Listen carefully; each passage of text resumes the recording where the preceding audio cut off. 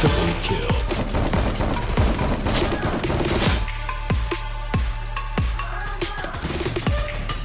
Terry kill. Triple kill. Terry kill.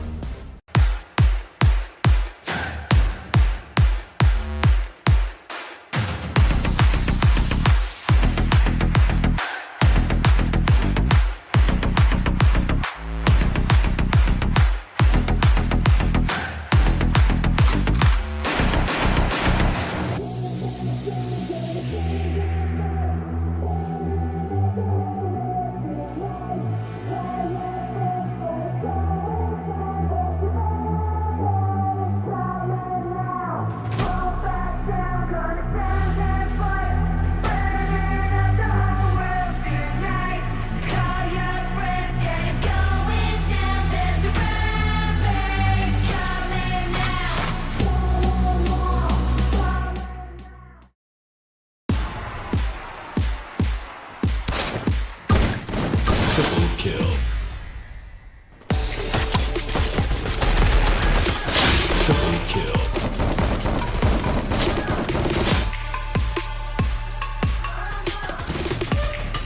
Terry kill.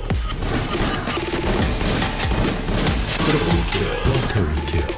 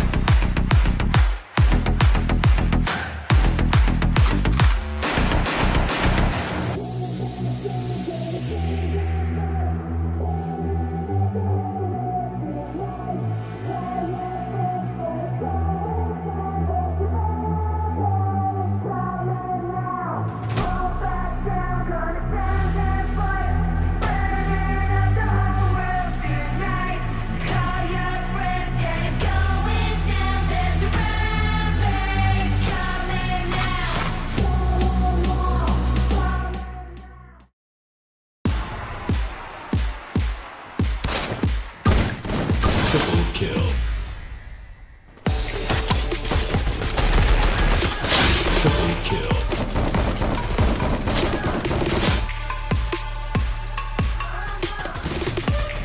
Quaternary kill. Triple kill. Quaternary kill.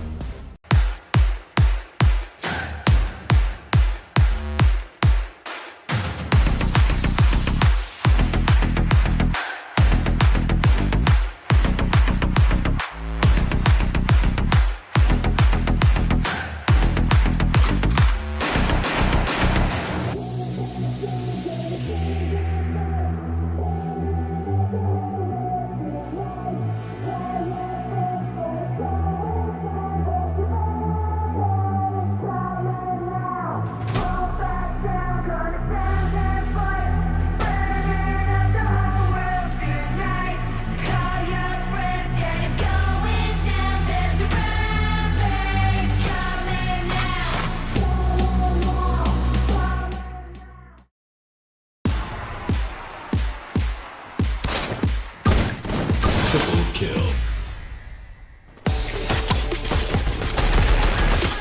Triple kill.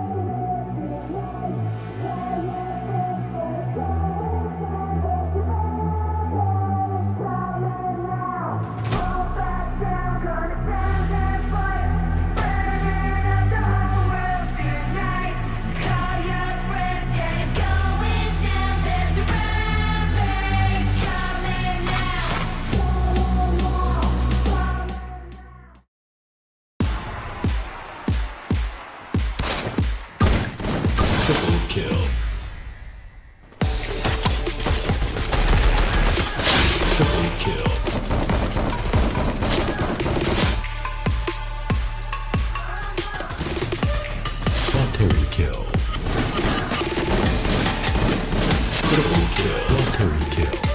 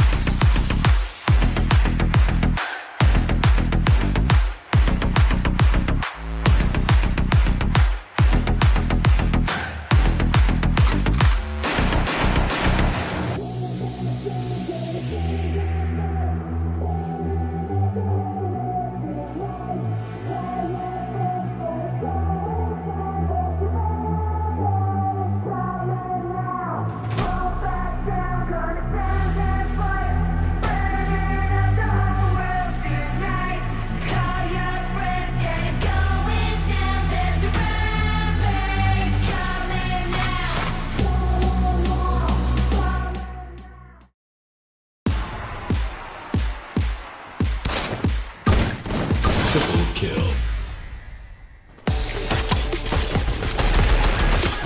Triple kill.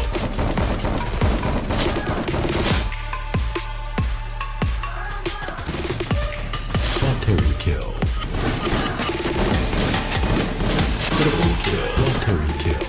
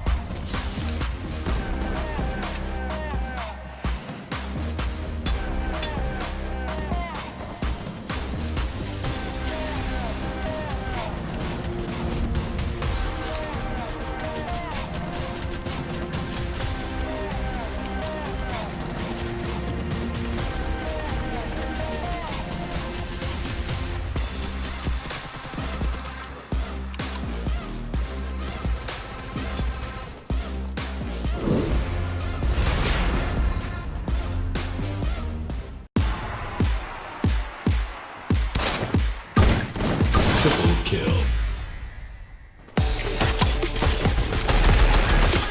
Triple kill.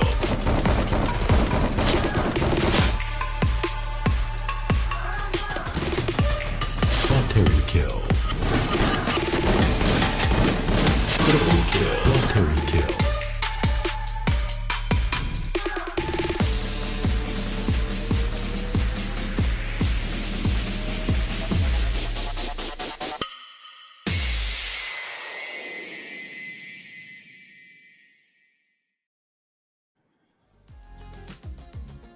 Hello and good afternoon, everyone. Welcome to FFMC 2021. I'm Tashmani, your host for today, alongside the super awesome, super cool casters, AJ and Husky. Okay, first of all, I just have something to say.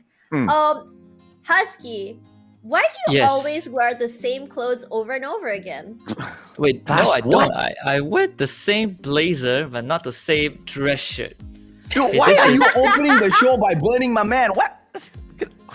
So before the show started, right, Tash actually asked me if she should wear glasses today, and I said no. You look great without glasses, and she still wore glasses. I can take them off.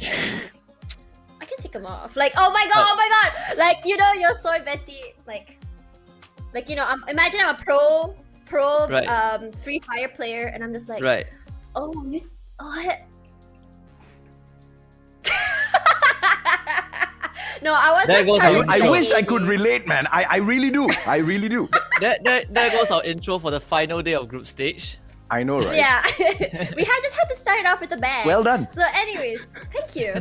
I'm gonna just say I'm hyped on caffeine today because today is the final day of FFMC 2020 of the group stages. I'm really excited to see who brings home the 8,000 ringgit first prize today. It can be anyone at this point because it just keeps changing.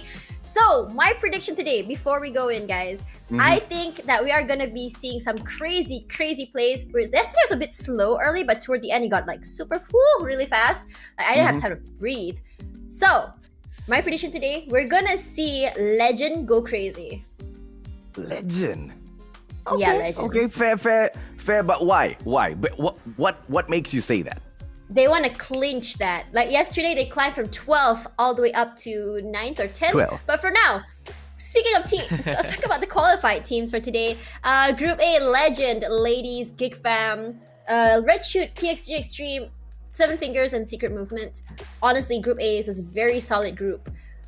Especially if you see how they played yesterday, especially Ladies. They were playing, remember, AJ, last week, you told Ladies to be more confident, to not be afraid. Yeah. I managed to let them know during a live stream last week actually. I told them exactly what you said, and it's actually translating into their plays yesterday, and I'm so proud of them. So now, moving on to Group B. I know, I love it.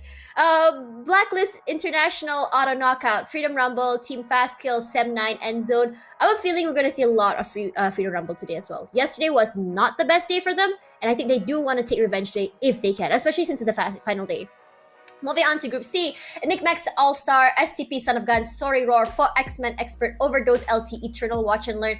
I just want to say something. STP Son of Gun yesterday exceeded my expectations, played better than they were in these past few weeks, and we love to see it. Will they be able to climb up? We'll have to wait and see. So for now, let's have a look at the prize pool. Today is the day where we will see who will be going home with the 8,000 ringgit, who will be going home with the 7,200 ringgit, 6,004 ringgit, and so on, and who will be getting the top 12 places today.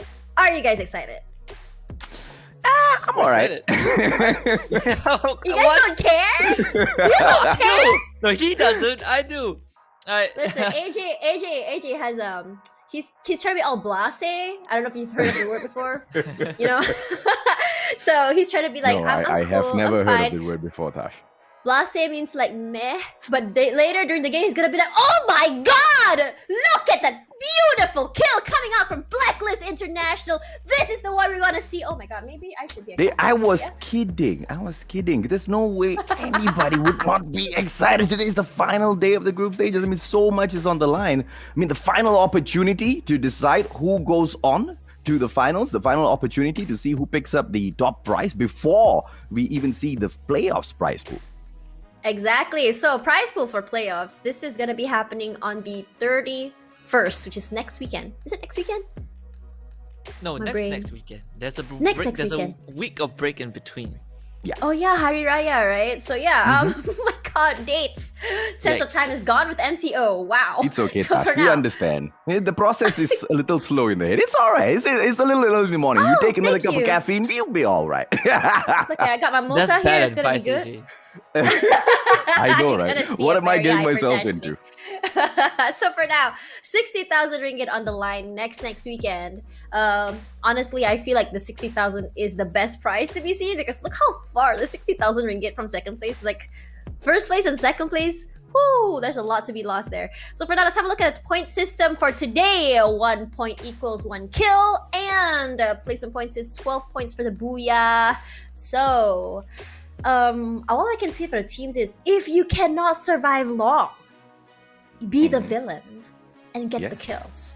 If you Be the can't smart get villain. the- Get the smart kills. Don't just Exactly. jump out there like Team Fast Kill Exactly. and then die fast as well, right? You need to survive Exactly. long enough. See, Yeah. they started off with killing fast, moving fast, and they went on to trying to kill fast but dying fast. They need to do something about that. Clearly, in terms of gunplay, they're no longer matched. So A maybe poet pick in the on making, teams. Husky. A poet in the making. Yep. Means say what you want about Fast Kill, they're still in top 8, which is pretty darn They are, impressive. they you know? are, Yeah, they of are. course, yeah. Honestly, I don't think it's their fault. I just feel like the lower teams are just getting better. They're getting, I think Yeah. the right word is desperation. I They disagree. need to get there. It is their fault. they man. I mean, need they to have go. the potential to be top yeah. 3, and yet they are in number 8. That's all I'm gonna say, right? Team Fast Kill, I expect more from them. Ooh, honestly, I feel like his way is harsher than mine. Like at least I'm like giving credit where it's due. You know, I'm like, So for now, let's have a look at the schedule for today. Today's week 4, day 8 of this tournament, where we start at 1 p.m. Group A versus Group B. We're gonna have Purgatory and Bermuda. Honestly, we have Bermuda on 2 days, but I just wish that there's Kalahari on both days. I know teams would be like, oh, Kalahari, it's so painful, but that's the funnest map to look at. You get to go Spider-Man. They get to go hide under things or go on top of things. You know what? At this time, I just don't know what I'm saying anymore. The caffeine is just so overwhelming today. The Neither hype, do we, but the don't worry, we got adrenaline. you, we got you. I mean, it's always fun to drop into Purgatory as well as Bermuda. Sometimes we do miss Kalahari, but maybe that's the perfect concoction to kind of stop teams that have been, so aggressive in To- Kalahari. yeah, And I we think know that- those brands, right? It's true. I feel like Kalahari is a specialization map where certain teams, they have an extra edge over other teams because not everyone knows how to rotate in Kalahari. Not everyone knows how to maneuver their way around the area. So honestly, I feel like Kalahari is like the bonus water level in a video game. And then you have the normal levels, which is Purgatory and Bermuda. So for now, the teams to watch for today is Auto Knockout, Sem9, and Geek Fam. Honestly, out of all the 3 teams, I'm not actually not all of them. I love all of them. Honestly, it's refreshing to see Geek Fam up on top because we have not seen them for the past 3 weeks. I am very happy to see Sem9 play consistently, which is such a different pacing than we usually see from teams like Geek Fam. And AKO getting so good. AKO, I think the players have competed before MCP majors. They were not one of like the highest ranking teams back then, but now they're up there, and it's so nice to see. So for now, let's talk a little bit about the teams to watch today. Do you guys have anything that you have to say? What are their strengths, honestly? What makes them great? Husky, you want to take this first one, man? Okay, if we're talking about the first 3 teams, what makes them individually great? I'll start from Geek Fam, right? Geek Fam, the team that we all know and love, they are great in terms of strategizing. Their movements are precise. They are a very calculated team. And if you have watched, the entire group stage, you see how they execute a push. They always do it flawlessly. They make sure that everything is laid out like chess pieces. That is Geek Fam. AKO, it's safe to say that they probably have the best sniper in the entire league right now. You have They Axel. do. Whenever Axel is alive, you are not safe. Sem9 is probably the most aggressive team. I wouldn't say I'm surprised because previously Sem9 is known as they're the ex-AKO, right? And I think in this particular league, they got picked up by 7-9 and their aggression has been insane. I think it's also because of how the dynamic of the team has been working out. We sometimes see Mr. D playing, sometimes he does not play. This 5-man roster has really elevated their aggression, but it's good aggression because you can't fight them head on. That's how good they are. Honestly, in terms of 7-9, I think my favorite player is Zen. Zen is just so aggressive. He knows how to rotate. And I think if he sees someone he kills, he's gonna get at least 2-3 kills before he goes down. And I love that for them. I love them. What about you, AJ? What do you have to say about the 3 teams for today? I don't know if I want to continue focusing on them because, these 3 guys have had the spotlight shined on them throughout the whole of the competition. So you want to talk about the underdogs then? And I bet we are going to continue to shine that light on them even at the finals as well, right? I am more concerned about the absolute unthinkable happening on the last day of the group stages. And what is the unthinkable? The unthinkable is Endzone MY getting 43 points, just enough to move into the top 12. And that's the unthinkable, that is the impossible, not because 43 points is impossible to achieve within a day. You've got 4 matches in here, right? But it's impossible. Right. I mean, it's really, really difficult when you've got teams that you are chasing in front of you, like Secret Movement, Legend, Overdose, LT, Sorry, Raw. And these guys have been, at the top of their game. But everything is on the line today. Which one will be that team? Because if it's not Endzone MY, one of the other teams below them can be that particular squad as well to make that miracle run, right? Because we're looking at STP Son of Gun and Red Shoot PXG Extreme, like so close, right behind Endzone MY. So I don't know. Could today be a day of miracles? We've seen a lot in Free Fire, and I think this could be one of those days. Honestly, if I want a day of miracles, I want ladies to get 1 booyah today. I just really want that for them. Yes. I really want that. Something things like that. I want to see things like that, right? Because these teams that the rise of the underdogs. Oh my god. Yeah, be it on the final day, be it the last hurrah, but it will be a meaningful one. It will be just like how we started off the show, we talked about how 7-9 is the previous AKO. And where 7-9 is today, we cannot compare with the previous AKO because they're miles and miles apart. So much they have improved. And these squads sitting down at the bottom right now, I'm just waiting to see their progress. I'm waiting to see which are the tough ones that stick by this challenge and continue to come back in here to climb up the ladder, and which are the quitters, which ones just walk away from the pro scene because, this is just not, what's meant for them. It will be really, really interesting to see the build of the stories of the underdogs. I feel like the reason why we're seeing such a great increase in skill in terms of Free Fire is the community events itself that happen in Malaysia. And there's so many tiny ones. And everyone joins, not just the pro teams, the smaller teams too. And these kind of stuff give them the experience and opportunity to grow. And this is how smaller teams are picked up. This is how you find new players. And it's honestly great. The community for Free Fire in Malaysia is just so great. I think the idea that these teams come from grassroots, from community side, is what makes it so interesting. Because unlike other esports games out there, which kind of focus on looking for like the best player, these teams look for the best synergy, the best sort of like what works with what. And I feel like anyone can be someone in Free Fire in Malaysia, and I love that for them. I mean, if you look at them right now, like a lot of players here in Malaysia, very, very young, very energetic, very youthful, and honestly, some of them, this is like practically like their first league, like their first majors, and they're performing so well. Do you guys have anything to say about that? Husky?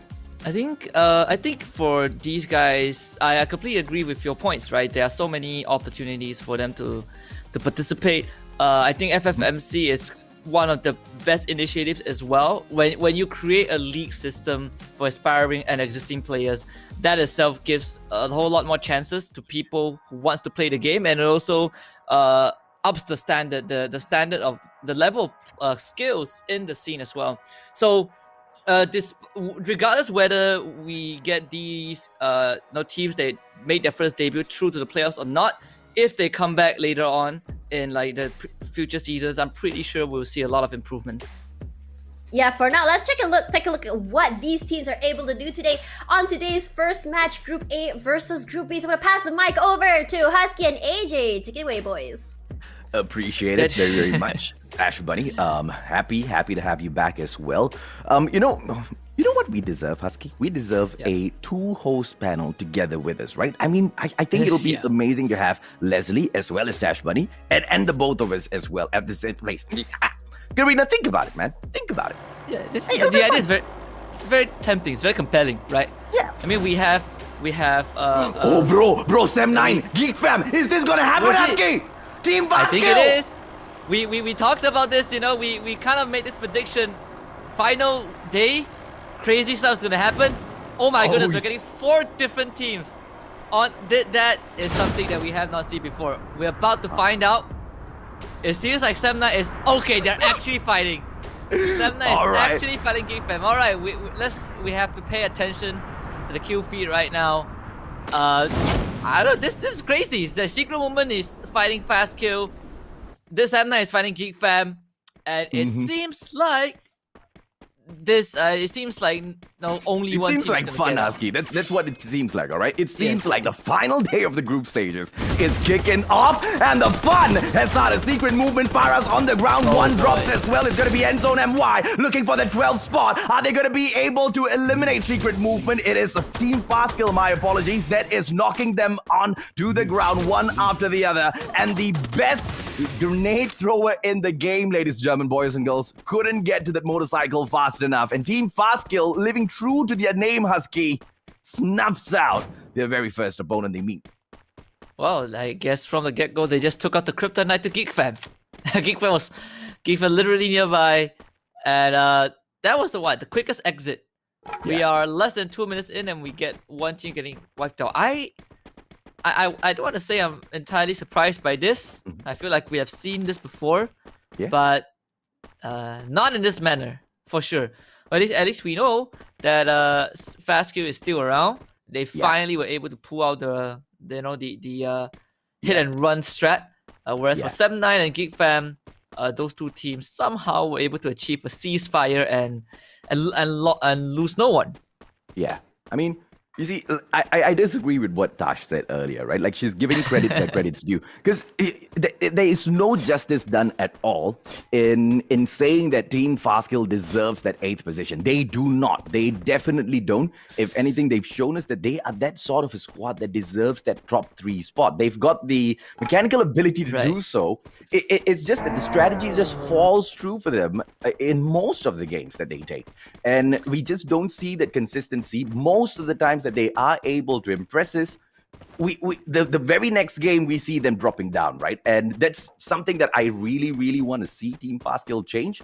And it won't make me an even bigger fan because I'm already a fan. Because if I wasn't a fan, I wouldn't be expecting them to improve now, would I?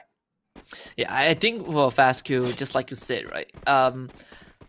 I have no doubt about their capabilities. I have no doubt that they can go higher. It's just the strategy-wise, it's probably the awkward part for Fastkill. We've seen some questionable moves. We've seen them just somehow not making it. And sometimes it's easy to say that, okay, there's a problem with the strategy. But when it comes down to just breaking it down, what went wrong, you look at them and you think to yourself, like, I am actually not that sure what they did wrong, but it just does not feel right. I think it boils down to just how the identity of the team is in general, right? We are so used to seeing Fastkill being the team that goes in, they get a kill, they get out, but most of the time they don't get out alive. And it has been like a recurring trend. I mean, the interesting part is they're not bothered by that. You know, they know that they are in top 8, they're not bothered by it, they're just constantly doing it. But that also means that they're not really focusing on strategizing as much as other teams. It's so very apt that we are looking at Sem9 because Sem9 is basically Team Fastkill sans, the not so refined strategy. Sem9 is the type of team that, has got the mechanical abilities to take some of these crazy fights, and they've also got the strategy pinned down time and time again. They are able to bring in that consistency, get into that final zone. They are able to choose, plot their paths well. And of course, the exact opposite can be said for Seven Fingers. Oh yeah. Well, today, if today is supposed to be the day of miracles, one of the things I want to see is, ladies and maybe not ladies, but Seven Fingers hitting the 100 point. There's 6 rounds to hit 100 points. They just need 27 more points, and honestly, it's not that hard. but given Seven Fingers' history, it can be a challenge sometimes. May I just say, I absolutely love the respect that Sem9 as well as Geek Fam has just shown each other. Not taking each other on early, not taking, because you know exactly how that falls true. Some of these early fights, they are high risk, high reward. Not every single one of those fights ends up like what we've seen happen to Fastkill.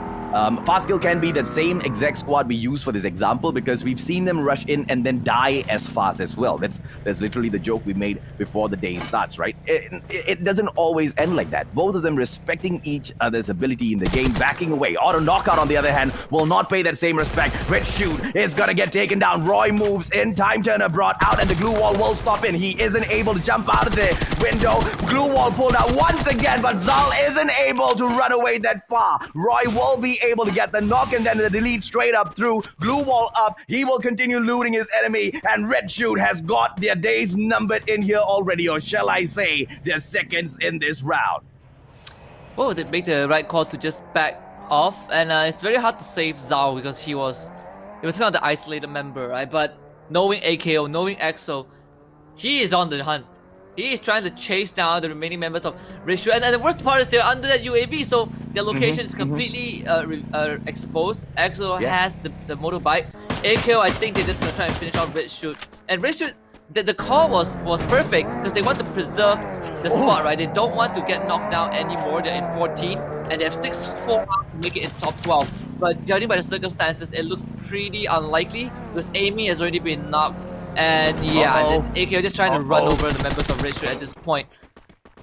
Okay, and this might just be another takedown for Roy. There you go. Too fast off screen takes AB down as well. And Red Shoot have been eliminated. Team number 11. And right now the same can happen to Blacklist International. Let's see how they manage this disadvantage that they have here. Glue walls obviously have been expanded in order to get into this compound. But Team Legend, they have got the vantage point. Blacklist International, one of those squads where even when you have the advantage against them, it's not really much, is it? Mechanically, these guys are absolute gods in Free Fire. Let's see exactly how they take this back. Obviously, Black Cobra will not be able to shine as bright in this situation. He will be waiting for Legend to close that gap between these two squads, or for them to make some sort of a miraculous approach. Jumping over to Seven Fingers. FSK, they will bring out the Time Turner. Seven Fingers unable to respond in time. Limo gets taken down. Too fast, and Fastkill ravages. I get exactly what I want out of this squad. Ooh, 8 kills already. Fastkill taking out 2 full squads. Right off the bat. This feels like Fastkill from day number 1. Let's see if they can keep up that momentum because they have now been spotted by Sem9. Yeah. And just to quickly, bring back to your point about how Sem9 and Geek Fam showing each other respect. I really dig that. But it's also because Geek Fam is 1 game away from overtaking Sem9. Fair. I feel like if it's any other team that is not in contention with Sem9, I think Sem9 would have went for it, for sure. Of course. But they know that if they lose to Geek Fam has a chance to overtake it, so Sem9 is not taking the chances. So, they're being calculated. Something that I think both teams had in mind at the same time. Geek Fam also knows that if they die to Sem9, their chances of getting first place, of this extra 2,000 ringgit, is going to go down the drain. Yeah, exactly my point, my man. You respect the mechanical ability of the other squad. Because, dude, this is Sem9 we're talking about. This is Sem9 that sits down on top of the leaderboard with 191 kills, the most in the competition. And for them to back away from a potential fight is huge. For them to back away from a potential fight, you need to be Geek Fam. You need to be a squad like Geek Fam to kind of, do that to someone, right? Auto Knockout looking to, climb up the board as well with the kills. Obviously, with the aggression, they might be able to find exactly that. And Zone MY might be in trouble. Cloud trying to give that support. Roy is out in the open, but those nades will come flying through from Mirza. Does not make that connection with Too Fast. And this is Endzone MY trying to run away. Cloud will be able to give that suppressive fire to hold back Auto Knockout. But here comes Too Fast, literally in a car. Is he going to be able to outrun the other players from Endzone MY? It looks like he is looking to do exactly that. Out pops the nade into the house of Endzone MY. wide, does not get the takedown. Nano will be able to respond. Lemon will back away. And auto knockout just don't want to let them go. Mirza gets taken down. How did Roy even close this gap, Husky? I mean, Roy is an absolute madman. He is the entry fragger for AKO, and every time you go for these runs, you know that Roy is going to be there. Roy is always going to be the first one to dip his toes in and get those fights going. And Cloud provides on Grand Theft Auto, trying to take the car to get away, but AKO, you know, they don't like thieves. Axel is already on the hunt. I think he can catch up to Nano, no problem. Just follow the smoke trail. Like, he's going all the way. Look at these guys, man. All right, he's getting distracted, and I hope this does not turn out bad for him. Axel's like, nope, I'm not going to take too long at all. He pops in, pops out, but Geek Fam might be the next challenge for auto knockout. They have to be really careful. Geek Fam not waiting around. The pace of the movement from this squad, they most definitely have a vehicle on them as well. It's probably going to be a reunion of races in that final circle. Yeah. No, we love to see that. Just the top teams, and knowing that only one of these squads is gonna walk away with a substantial lead. I think we've seen it a couple of times, but interestingly enough, see Geek Fam and all, Geek Fam never really gets that booyah. And speaking about that, they're just gonna drive past Blacklist International, and the truck is on fire. They gotta get down. So this means that Blacklist have forced Geek Fam to take them on. Take the head off, and here comes Cobra. Here comes the Cobra! Just running straight through. But what is he doing? He's not dropping down. Geek Fam already down 2 members from Blacklist. And kind of a misjudgment from Blacklist International is going to cost them big time. Now Cobra has to start backing off. Cannot take this fight anymore. Blacklist International completely failing to stop Geek Fam. Oh, Cobra could have been such a game changer, man. I mean, they were already gonna lose that, but you know, he makes the decision that only a true champ can make, to back away, no matter how tough that situation, no matter how much your ego says, wait and fight and take them down, because, you know, it's unacceptable to allow Geek Fam, especially, to touch the boys from Blacklist International, because that rivalry will run deep. Freedom Rumble trying to take the ladies on. It might not be a tough situation. Drags is running through the ladies. This is illegal. This guy should get a fine. Yeah, all these vehicular kills. It's interesting.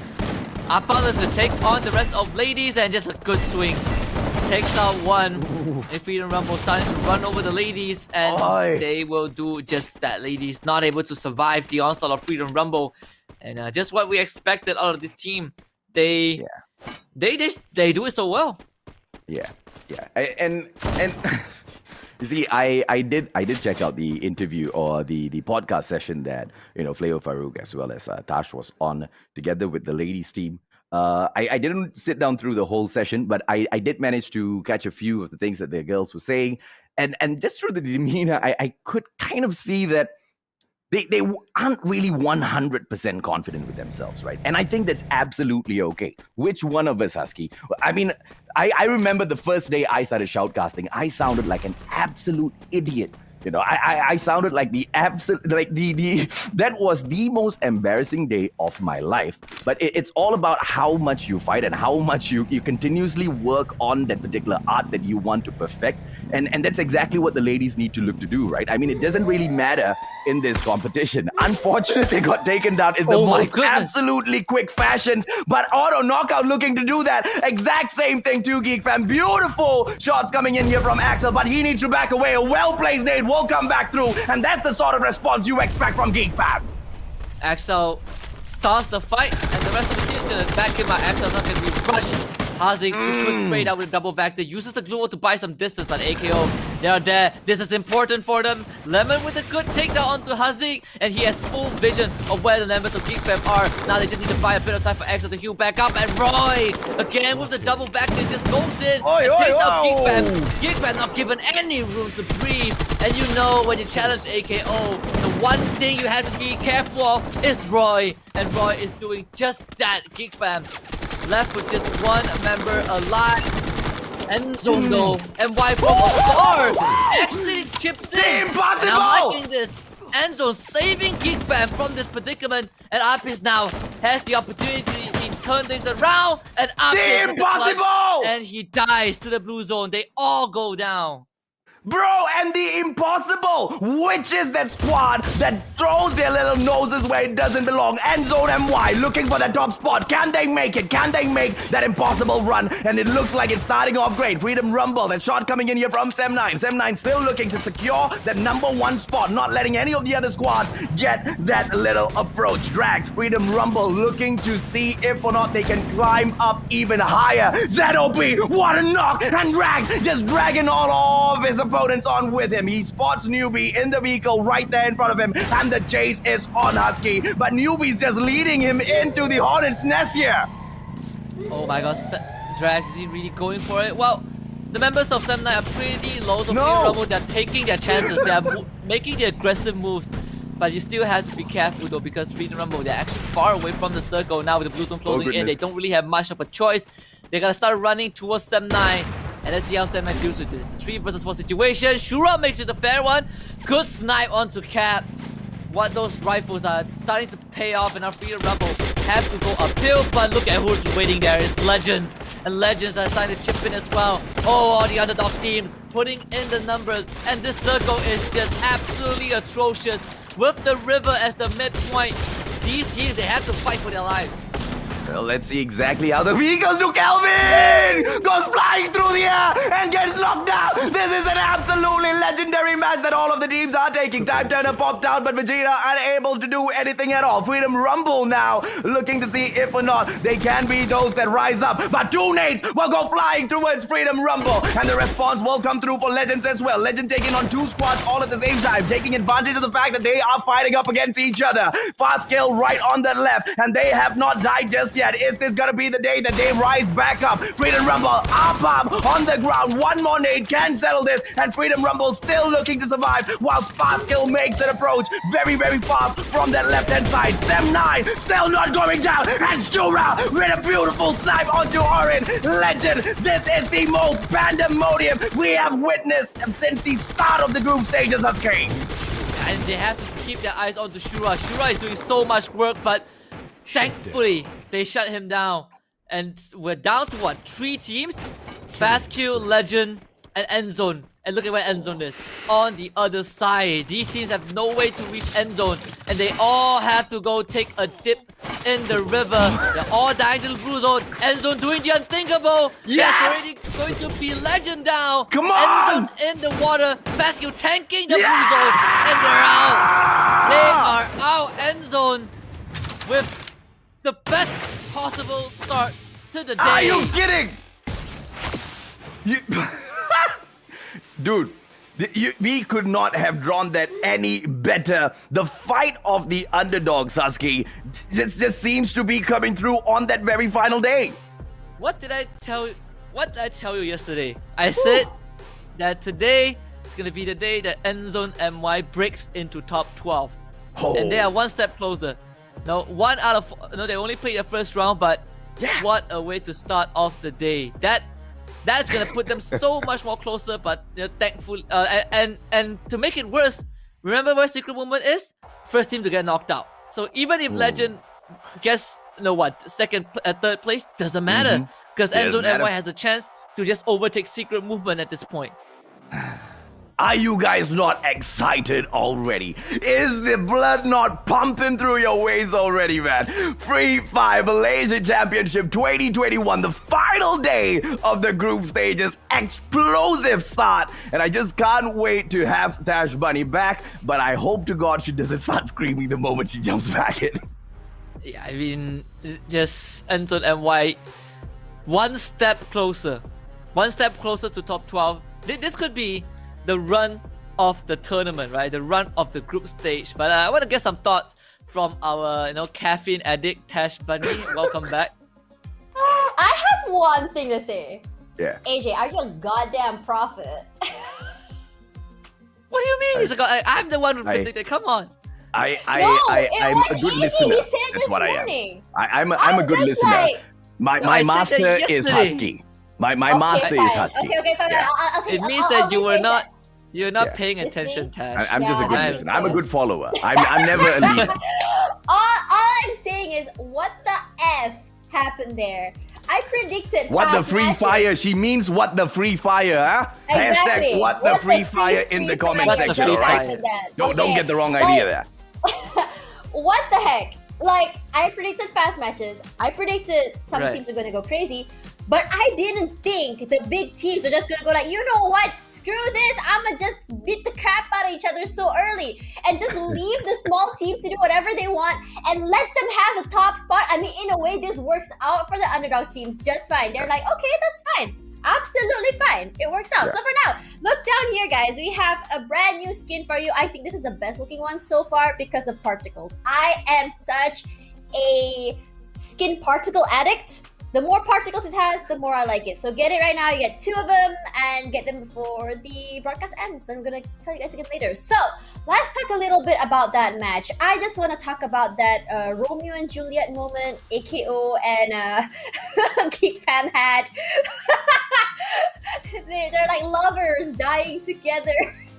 You know what's the downfall of Geek Fam that I've noticed through a lot of these matches? Yeah, what is it? Yeah. Unfortunately, the passion of young blood. Yeah. And the passion of young blood Okay. blinds you. The passion of young blood, sometimes makes you make these I guess you can say mistakes to not back away from a fight, right? Look at what Blacklist International did. They lost one man. They said, nope, not gonna fight you now, my friend. We are out of here. What did Geek Fam they're do? smart. Oh, opportunity, auto knockout. They went in, they committed, they thought they could get it because they got an amazing reversal, right? They immediately threw a perfect nade. They went in for the chase, they got the first knockdown, and they thought that they had AKO caught out in the open, and this was their time, and that was the downfall. I think the thing is, they were too overconfident. They thought that it's just we're better than AKO, so therefore we can actually do it. Yeah, but the thing is, that's what happens when you don't respect your opponent, and this is exactly what happens. That's just how I feel. What do you think, Husky? You were about to say something, so sorry. Yeah, I mean, well, to be a bit fair to Geek Fam, AKO was the one who started it, right? You know that those kind of situations where like one guy starts the fight and then like now you have to take it because someone instigated it. Axel was the one who started everything off. And I think it's always fine. the one that started things. Exactly, right? It's always And Axel. I think it's fine that Geek Fam took that. This was epic, because man. Look at that This was choo-choo epic. jump!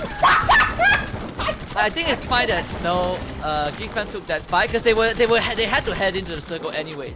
They just didn't expect like Endzone or Legend to be like a third party. You know what?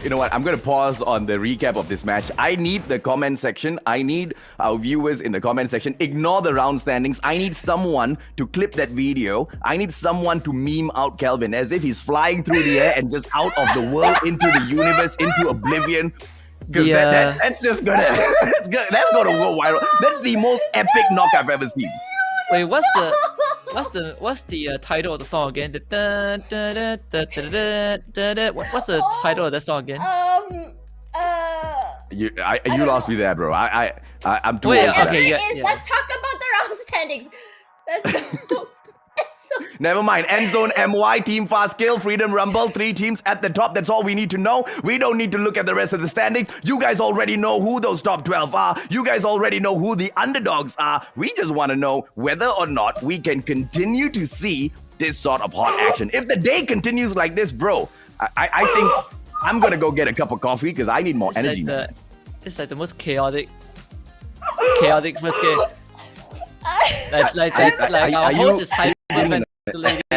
Are you okay, Tash? No, it was so. No, I saw it happen. I literally wrote it down in my notepad. I said, Legend Calvin with that tutu. I need to know which outfit is that because I want it. And then suddenly that happened. It was like the universe is saying, you need to go get that because you get to do that in the games. What, die Garina, epically? wait. Hold on. Garina, thank you so much for making that. And thank you so much to the Observer team for clipping that. You have made my entire month. That was so beautiful. I have never seen anything more beautiful in my life. Thank you so much. Ask you My this, mascara's gonna run. It's the caffeine, guys. It's the caffeine. It's the caffeine. it's Husky's on his caffeine 30th attempt to Okay, say like it's the okay, caffeine, but I'm sorry. Okay, Seven Fingers, I'm sorry. Mutu, I know you're my favorite player of all time. You're my favorite mascot of all time. But I just gotta say something, Mutu. Like today, your spot as the mascot in my heart has been replaced by Kelvin. I just have to say, I'm so sorry. It's the tutu. It's the flying. Please, Kelvin, if you're watching this, please do it again. Please. I need it. I need it. But for now, let's move on from that moment. Let's pretend it never happened. correct. Let's talk a little bit about what's gonna happen in the next match. It's Group A versus Group B still.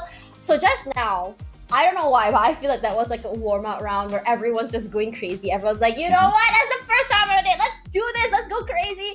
That's possibly what happened in AKO. That's possibly what happened in Geek Fam. That's not what happened in Blacklist. Blacklist, you smart boys. I'm very proud of you.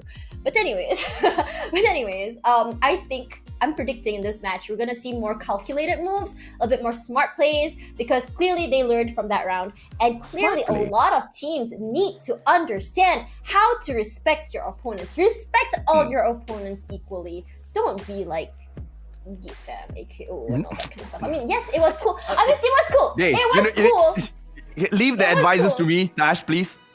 Listen, I just want y'all to be the best versions of y'all that you can. But for now, I'll pass the advising part to Husky and AJ. Thank you. Oh boy, how do I even begin? I know, How do I right? even begin? Can we just redo that whole thing? But yes, game 2 about to kick off. I mean, we are fortunate enough to have access to the stats, right? But after game 1, Endzone and Y are one round away from finally making it into top 12. And it all comes down to this game.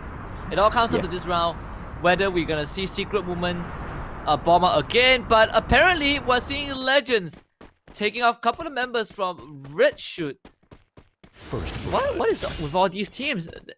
Just wow, okay.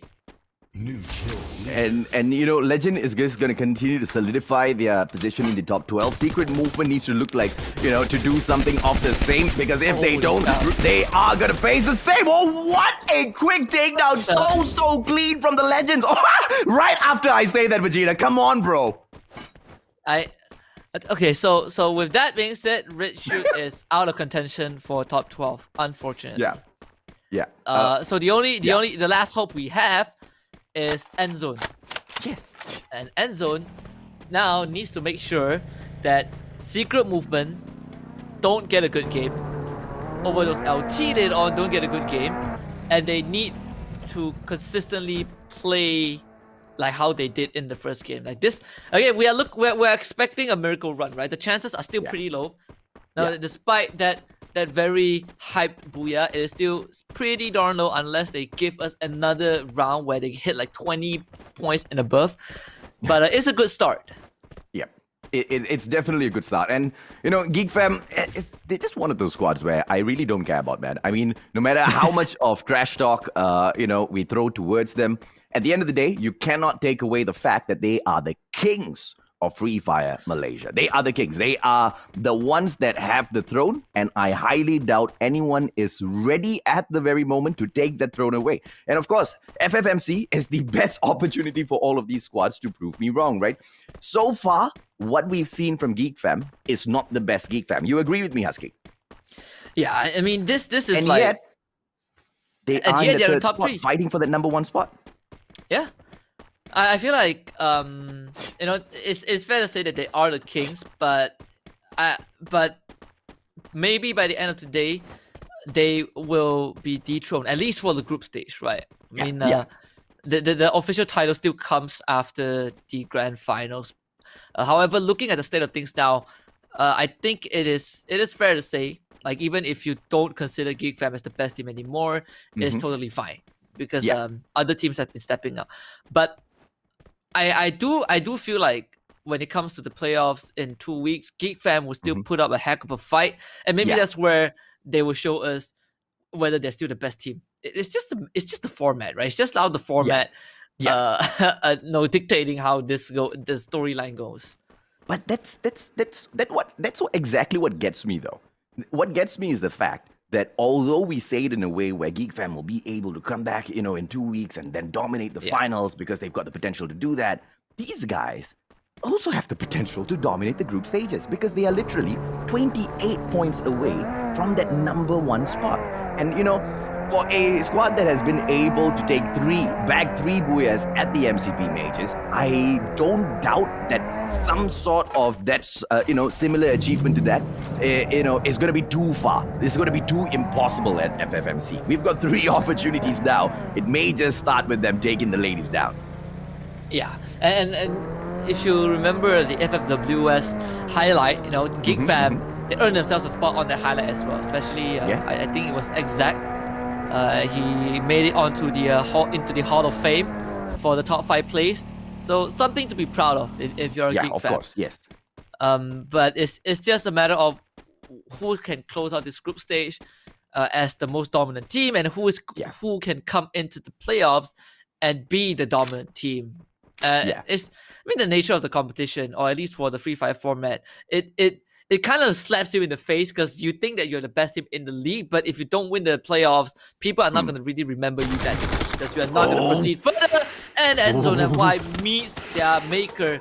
It's going to be in the form of Team Fast Kill. Yeah, and so this was the question that we asked early on, and how apt for the 2 squads that were at the end of the question to be pit against each other. Whether or not the consistency can fall through looks like Fast Kill wants to be the squad with the consistency. They are going in, snuffing out Endzone MY, and at that same point, snuffing out the dreams for Endzone MY to move into the top 12. But the dream may not be over just yet, because even if they do suffer a loss of 2 men, they're not wiped out just yet. Or have they been, Husky? I think there's 2 more members of Endzone left alive. Yeah. You just gotta play it slow, right? This is the chance for you to just try a third-party thing. The unfortunate part for Endzone NY is that they are stuck on Rimnam Village, which is a place that I did not expect anyone to go. I don't expect to have 2 teams there. Early on we saw Endzone NY just bunking down, doing their own thing. And the last thing I would expect is Team Fast Kill to just go to the area and be like, hey, this is our turf now. So unless Team Fast Kill moves away, Endzone NY has a very little chances of surviving into the later stages. Yeah, and let's face it, there's literally no motivation for Fast Kill to move away from this location. They can pick up an extra 2 kills, but okay, wait, I'm a little wrong there. There is a little bit of a motivation. Nobody wants to get caught out in the open, away from that safe zone in the final day, where they are trying to make these big plays and climb up the ladder. So, okay, fine, a little bit of motivation. But, I don't know how they're going to balance this. Let's see if or not that particular decision, this one big decision, will decide their fate in this game, Husky. Yeah, it's going to be very important for... Yeah, okay, so they are leaving. So Team Fast Kill leaves. Endzone probably will follow pretty soon, but this is where you want to start third-partying stuff, right? Let's get those free kills, let's get those pick-offs, get as much as you can before you bomb out. Oh, dude, you know what? I cannot wait for Free Fire to bring in the revive system into the competitions. Once it enters the competitive field, it's just going to be such a game changer. Imagine, facing Geek Fam early on, facing teams like Blacklist International, taking them down, going back into the final circle, only to find that their top players have already managed to bring back their lost members. It's going to be such a game changer, man. If it's already such a madhouse situation right now, it's only going to get worse. Exact.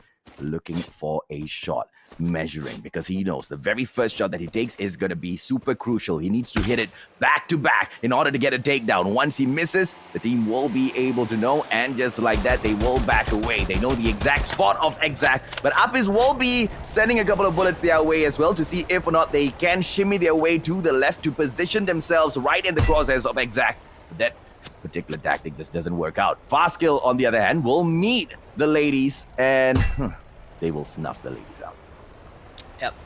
I like Baby Boo killed Juice! Yeah, I think Baby Boo has a car. It's interesting.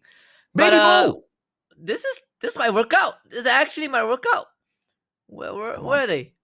Come on. Okay, Come on. they're We not on need the to see map. the ladies. Good bird's eye view though. We're seeing Blacklist and Sam9 sharing the same copy. Oh, there we go. There we Yeah, go. there you They're go, on there you the end. Wait, And wait. they're getting chased down, man. Yeah, like someone is chasing. Okay. Yeah, I think she's down. Triple kill.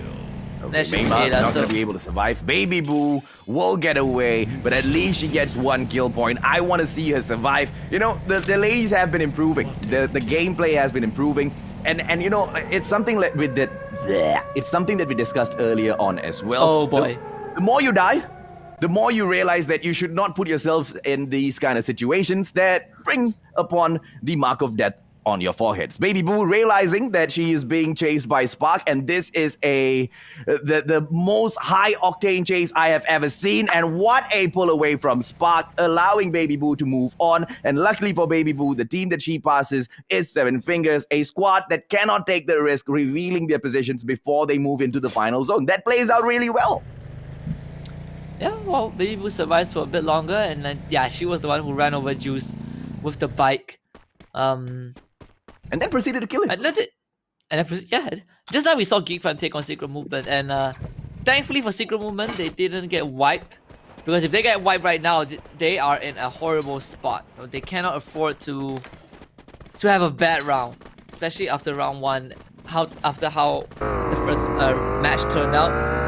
Thankfully, they still stay alive, but I'm not sure if Geek Fam is still watching that watchtower, and if they are, then Secret Movement will have a tough time trying to get away.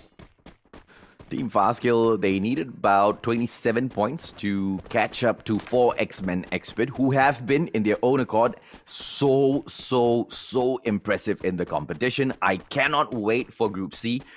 Whenever we move on to Group C, 4 X-Men Expert, one of the squads you definitely have to look out for, right? Because after the shuffle, these guys have just turned into absolute monsters out there on the battlefield. Wow, these guys are in 7th place, and they are actually pretty. They actually have a sizable lead. In 7th place, it takes a while for Team Fastkill to catch back up, and for us to be an expert, probably. Oh yeah, they are. Look at Case taking a nap, man. Yeah, he is. You can consider, Forest Man Expert as the strongest team from the fresh faces that debuted in FFMC, right? They come in and they immediately hit 7th place. They're taking down teams like Fastkill, they're taking down teams like Secret Movement. So very impressive feat. Case should be fine. Actually, he split up with his buddy. So Enzo I and love why it. they just want to increase their chances of survival, I guess. Oh, this is the end zone MY that I wanted to see from day one. And that. So I've supported them enough. Let's talk about my disappointments with end zone MY, right? Just like Team Fastkill, so much of potential, and they choose to show that potential, to live up to their true potential on that final day. That's the biggest disappointment for me, Husky. Yeah, but I guess for Endzone and why they aren't mechanically they probably are not the best team. Okay, never mind. Oh, Muthu come fine, on, fine, Muthu. okay. Alright, he's dead. Well, we still have one more. We still have Nano. Just get the placement points, Yeah. Well, But they got let's see okay. The place that he's trapped in, the irony right there. He's trapped. He's surrounded by Secret Movement, the team that needs to have a good game. I think the Exactly, universe works in very strange ways. Yeah, exactly. Something that we talked about yesterday, right? And evidently, this guy needs to survive, and the team that he needs to die before him, will be the team that gatekeeps him in this particular position. But thankfully for Endzone MY, at the edge of the zone, they don't have to worry about much. Spray doesn't have to worry about much, but Nano needs to find a way into the next zone. Now, he will be able to take the zip line in, though. That's going to be a good opportunity, but you can also be shot off of that zip line, which is not really the safest method. Yeah, it's probably the worst decision that he can ever make right now. Let's see what he's doing, though. I think Nano is just going to hug the edge of the blue zone. He has, I think a minute or a minute and a half to move. He's probably going to move. Okay, I didn't expect him to move now. He's pretty dead. Yeah. And I actually did not expect him to move right now. I expected him to move when the circle starts closing. That is the few situations, right? You move when the circle starts closing in. Only when you are the last man alive. And now he is completely exposed. and he's just running from one enemy to the other. And I don't know, man. That's not the bright idea here. Unfortunate for him, RNG Gods will just have decided his fate a little early. He runs straight into the hands of GeekFam. GeekFam maybe will be able to pick a kill off here. GeekFam needs 6 points to catch up to the second place, to catch up to Auto Knockout. Auto Knockout is in Group C. Auto Knockout has not performed yet, so that's not a huge achievement. GeekFam needs more than one, but they'll be more than happy to take it up against Endzone MY. Seven Fingers, on the other hand, at the receiving end of the grenade launcher, and they don't seem to be smiling at all. Well, Secret Moment getting a couple of points on the board. Exactly what they needed. But thankfully for Nano, he can continue. Oh, come on. He can continue to run. He's able to at least make it into the safe zone, I guess, because everyone else has already rotated. So Nano stays alive for a bit longer. We can see Baby Boo also joining in. This is where the real fun begins. All the top dogs are still alive. Yeah. And this is why, I decide to not speak about them that much. We don't have a choice. We will be forced to talk about them either way. Look at how they have shown us, how true it is that the mechanical skills, as well as plotting the path, knowing the map, knowing exactly how to move in before the safe zone forces you to go in for the move. Axel, come on, man. Stop impressing us with such amazing snipes time and time again. Auto Knockout still onto the move. They should be able to catch Yacht off as well. And Yacht, the one thing he's known for in the competition are those grenade throws, and he's not going to be able to score much of those from such a disadvantageous position. And Axel is still shining through, taking out the team fast a kill, and Endzone MY right there as well. Nano might be able to pick the final one. Yacht still being gatekept by this one and only Axel. Crazy plays coming in from Auto Knockout. Endzone MY got knocked out after Secret Movement, so I guess it's kind of like the consolation prize for Endzone MY. It's an okay situation. Yeah, it's like he still has a chance, Yeah. It's not too bad. The gap isn't too big. Blacklist International though, knocked out by GeekFam. And Freedom Rumble, they're joining in. Oh my god, 3-way fight. Freedom Rumble, GeekFam, and Sem9. We have done so much that we are getting exactly what we want, but seems like Sem9, they are the dominating team, and we know Sem9 is good at third partying, and Drag's gonna finish off Haziq. GeekFam, once more, caught in an unfavorable position. Well, let's see if or not the glue wall will be popping out. Sem9 will make the approach. Newbie with the grenade as well. Gonna go in here for the quick toss. Shura is waiting from afar with the snipe as well. Freedom Rumble will be able to meet Sem9 before GeekFam comes in contact with them. Shura gets taken down, but no delete just yet. They should be able to save him. Exact right in front. Cobbs with the tosses of those grenades. Not gonna be able to take the GeekFam boys down. This is gonna be one of the most difficult battles between these two squads. And what makes it even more difficult is the fact that Freedom Rumble, the silent killers, the silent aggressors of the board, is in here. Cobbs backing away. What a play with the glue wall escape! How did he just run past everyone?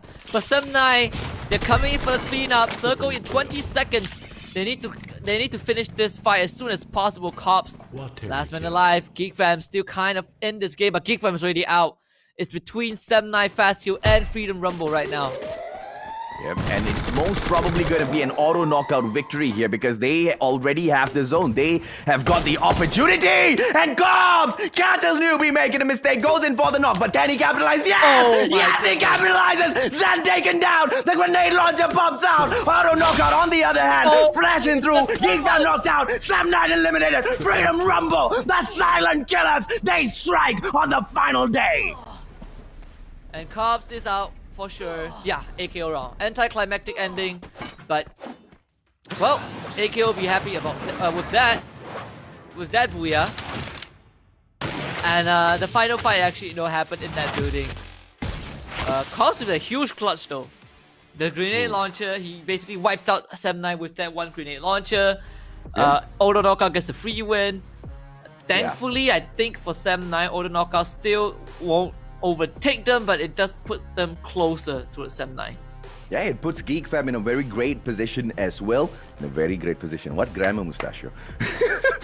to catch up with Auto Knockout. And Auto Knockout's got to watch out, man. And it looks like they are playing it all right. They don't really want to aggress on. They're not looking for those kill points. They're looking to be the ones that pick that Booyah up, that guaranteed 12 points in the bag, and then a few kills here and there. And even as they are looking for the strategy of a few kills here and there, a lot seem to be dropping into the bag. As we were so focused on the three-way fight between three titans, AKO was snuffing out Team Legend with just purely grenades, man. It was just popping off one after the other. Welcome back, Tash.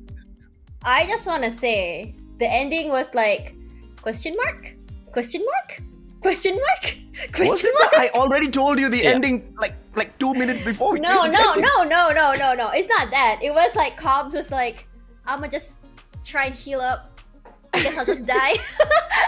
And he just like started going prone. I'm like, did he die? Oh wait, no, he's still healing. And then like, oh wait, he died. Okay, sure.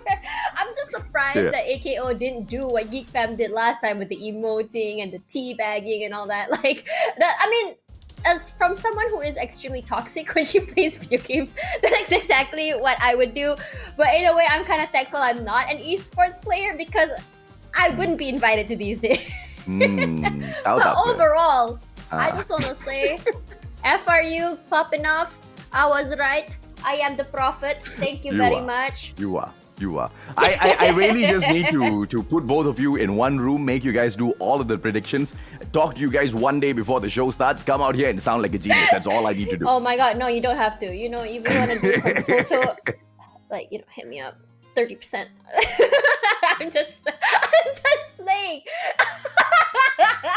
This is like my favorite. This is like my favorite part of the broadcast. We just let Tash do the. Tash is like you know that monologue machine. You know, he just goes through everything in the head. You call me a machine? You called me a machine, sir? What the heck? But anyways, machine runs on coffee, man. Oh yeah. Here we go. Anyways, moving on. That was an insane start of the day. The first two matches already feels like the finals, and I love it. I want to see more blood, guys. Bring it to me. Bring it to me. But in all seriousness, we're gonna move on to A versus C in a little while. So, you know, I remembered back in I think it was BM cast, someone said, or was it this cast? I cannot remember. Oh my god, MCO. Someone said that technically Group A and C is kind of like easy pickings for A, you know, since C is like the weakest team. But I totally disagree because C has a lot to catch up on. They have they have to catch up on the top 12, and they are not gonna let A just pick them off without a fight. Especially we've seen in the first round B versus C. I doubt it's gonna be happening in A versus C later. So let's talk a little bit about what teams will we be seeing trying to do the most today to catch up for the bottom half of the top 12. AJ, you first. Well, first of all, when I take notes down, I realize that I have to really look at the page where I'm taking my notes down. This is the problem when you use Microsoft Excel, right? You're on the wrong tab. I was looking at last week's grouping throughout the whole of the first two matches. What a fail, Mustachio. What a fail, right? But this is why people say plan your day out before you jump into anything. What I think so far, Dash, is that the underdog teams are doing amazing, right? We called out Legend. They clearly are doing everything that it takes right now to make sure they remain in the top 12. Endzone MY is giving it all they can. Team Fastkill, one final day of redemption to make sure their names are remembered. Clearly, they've got the mechanical gameplays. Clearly, they have sharpened their strategies as well to take a better match after match, And are we going to be able to see consistency here? Because if we do, then nothing from yesterday was confirmed, right? Nothing from yesterday was final. Okay, what about you, Husky? Well, since they did talk about Legends, I think Overdose LT or Sorry Raw are probably the only two teams. If we're just discussing about teams in the top 12, then I'm more interested in Sorry Raw. I think they have more potential, and we've seen them have some amazing rounds every once in a while. But they run into the same problems as a lot of teams. That they don't show it enough. They're just not consistent enough. But other than that, I'll keep my eyes on Endzone MY. I think Endzone MY has a pretty darn good chance. Right. So for now, let's have a look at the highlight reel here. I'm just very sad that we did not see any more 2-2 action from Legend Kelvin this time round. But AKO Axel, though, has a lot of highlight reels. Like, this guy is on fire. I used to think that Zach was the crazy sniper in these games, but clearly I was wrong, because Axel is absolutely doing the most today. It really shows how much they want to be on the top side. They want that 8,000 ringgit really bad, and Axel's really showing it, and it's just translating into how they play today. Do you guys have any comments about other teams at the top there, like about the top fives? Like, I'm not trying to put more spotlight on them, but rather, what do you think of their performance today? I think I think most of them are still doing fine. AKO is kind of the standout, obviously, for round 2. Look at them. They have 13 Even kills. in round 1, let's be real here. Yeah. They did so well. Like, how they fight was like a lion, I would say, or even a dragon. That's how scary they were. I think AKO is probably the standout in the top 5, at least for the first 2 rounds. Mm-hmm. What about you, AJ? Like, what do you think of their performance? Like, as teams that are really big, one of the big namers in the league, what do you think of their performance? Expected from auto knockout, but I'm more focused on Freedom Rumble, the silent killers, the silent aggressors, the silent climbers of the leaderboards. Right? They were in 10th position, then slowly 8th, and now they are in that 4th spot. I don't know why, just but behind I love Geek seeing Fam. those. Just I love behind seeing Geek Fam. those. Yeah, on the overall board. Yeah, it just really shows the tenacity and the drive these teams have. It's hard to stay consistent, but it's harder to climb up, in my opinion. And I love seeing that. Freedom Rumble, Legend is also another team that's done that as well. And what is the other team? It wasn't Endzone. Was it Sorry Roar? I think it was Sorry Roar as well, who did really well climbing up the ranks. And, really excited to see more from them today. So for now, looking at the round standings, I was really, honestly, I really wanted to see a booyah from ladies. I have 2 more chances for today, and hoping that it would happen. Endzone Mai this time around didn't do too well, but it's rather because they did meet with a rather formidable foe this time around. But I was right, wasn't I? On round 1, they went all out crazy, and then round 2, they're a little bit more calculated. And it's very different how you can actually tell if a team is actually playing around or playing serious. It can really be translated and seen in how they chase after a team, how they try and kill them, how they rotate. It's so obvious. And I feel like I'm not too sure why they did that in the first round. Do you guys have any idea why they would play like that? Are they messing around, or you want to look for kills, and you want to look at the kills feed as well, right? You want to know exactly how well your opponents are doing.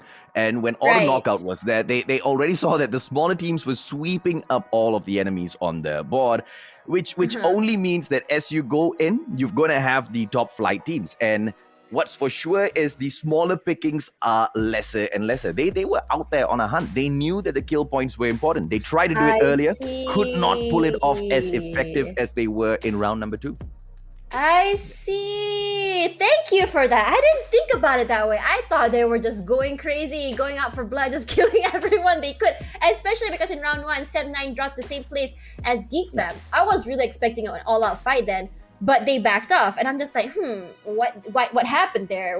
Why exactly did they back off when they clearly chose to drop together? You know what I'm trying to say? For today, we still see another 2 more matches from Blacklist International later. And honestly, I want to see more of them. I feel like this week and last week were not the best weeks for them. I'm not sure if it was RNG. I'm not sure if it is an internal thing. But we've seen Blacklist perform, and I want to see more. Cobra especially, because Cobra was like every single week on the top frag kills back in MCP Major Season 1. Was it Season 2? Season 1, right? Season 1. Season 1? Oh my god, you know what? Ha! You Sometimes when you ask me a question that I don't know the answer to, I'll just keep quiet. Oh, is that why you keep quiet? Okay, now we know. Silence is cluelessness when it comes to AJ. Silence is golden sometimes. But for now, let's have a look at the round standings. This is the first 2 matches, and let's see where these teams stand for now. Sem9 still managing to hold on to the top spot, breaking 400 points along with Auto Knockout. 407 out of 400 points here. Really happy to see it. Love to see it because their plays have been insane these entire few weeks. Hella well deserved. So now Geek Fam, 380, 20 points away from breaching. You know, okay, this is just me, you know, being like a big supporter of them back in MCP Major. Like, love seeing them up there. So, you know, seeing them, you know, I just kind of like wishing like, okay, please, you can chase up, you know?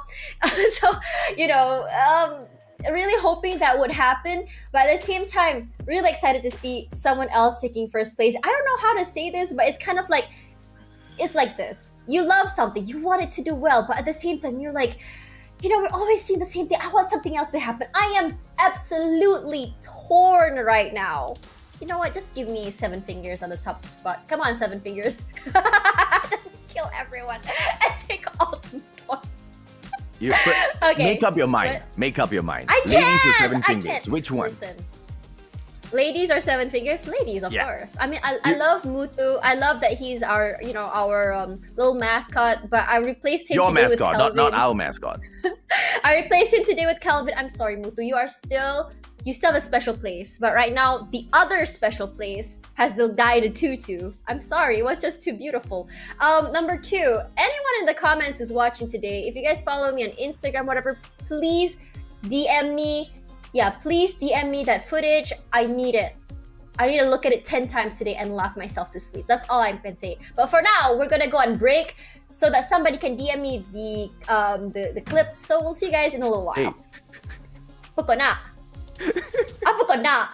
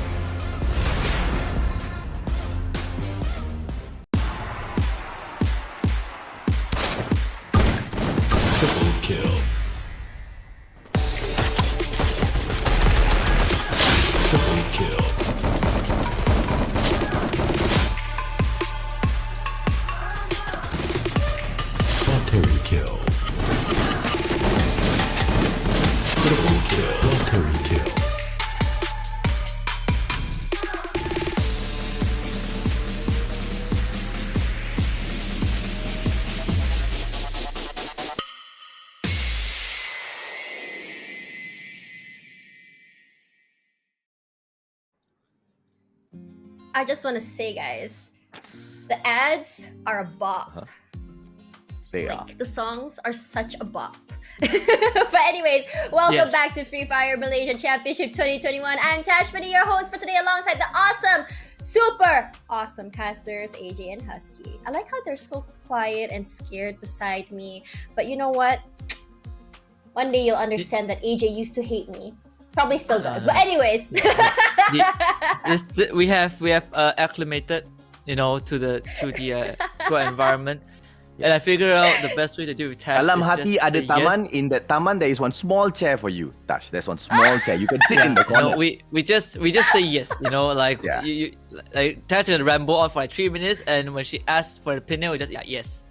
I Yeah. completely agree. I mean, technically, I'm just trying my best to kind of like let you guys rest, because in the cast, AJ is going like, "Ah, rah, rah, rah, rah," and then Husky's like, Hey, you know. yes. You saying I I'm shout giving y'all a nonsense? break. No, I just don't know. I just didn't hear what you said. It just becomes white noise. But anyways, moving on from that moment here, let's talk a little bit about what's gonna happen in a little while. We have A versus C happening soon. Oh my god. Oh, he got so mad. He just had to take some water. Gotta calm down, bro. So let's talk about A versus C in a little while. C has been, kind of touted as like the weakest group, but I disagree. We've seen some incredible plays from these teams. I want to know Husky's take on Group C. Group C, I don't think they are fish feet anymore for sure. And in fact, I think that Group C might be able to, shake things up a bit. Evidently, there are some teams from Group C that are already in top 12. I think they can continue that run. But I'm keeping my eyes on Overdose LT, because I think Overdose LT is struggling a bit more, and they have a tendency to bomb out a bit more often. And there's a chance that they drop out of top 12. I don't want that to happen, but for now, I'm really excited to see if Overdose LT will be making it into the top 12. So let's have a look at their match for today down in Purgatory. Take it away, boys. Thank you Well- very, very much, Tash. Yeah, go on, Yeah, Husky. thank you to our Joker impersonator, female version of Joker, Tash Bunny. Yeah. This I don't think I she's need to utter- clarify like, I- something though. Yeah, Okay, go ahead. Okay, this is the clarification part. When we say that, Group C was the weakest one, we don't mean they suck, right?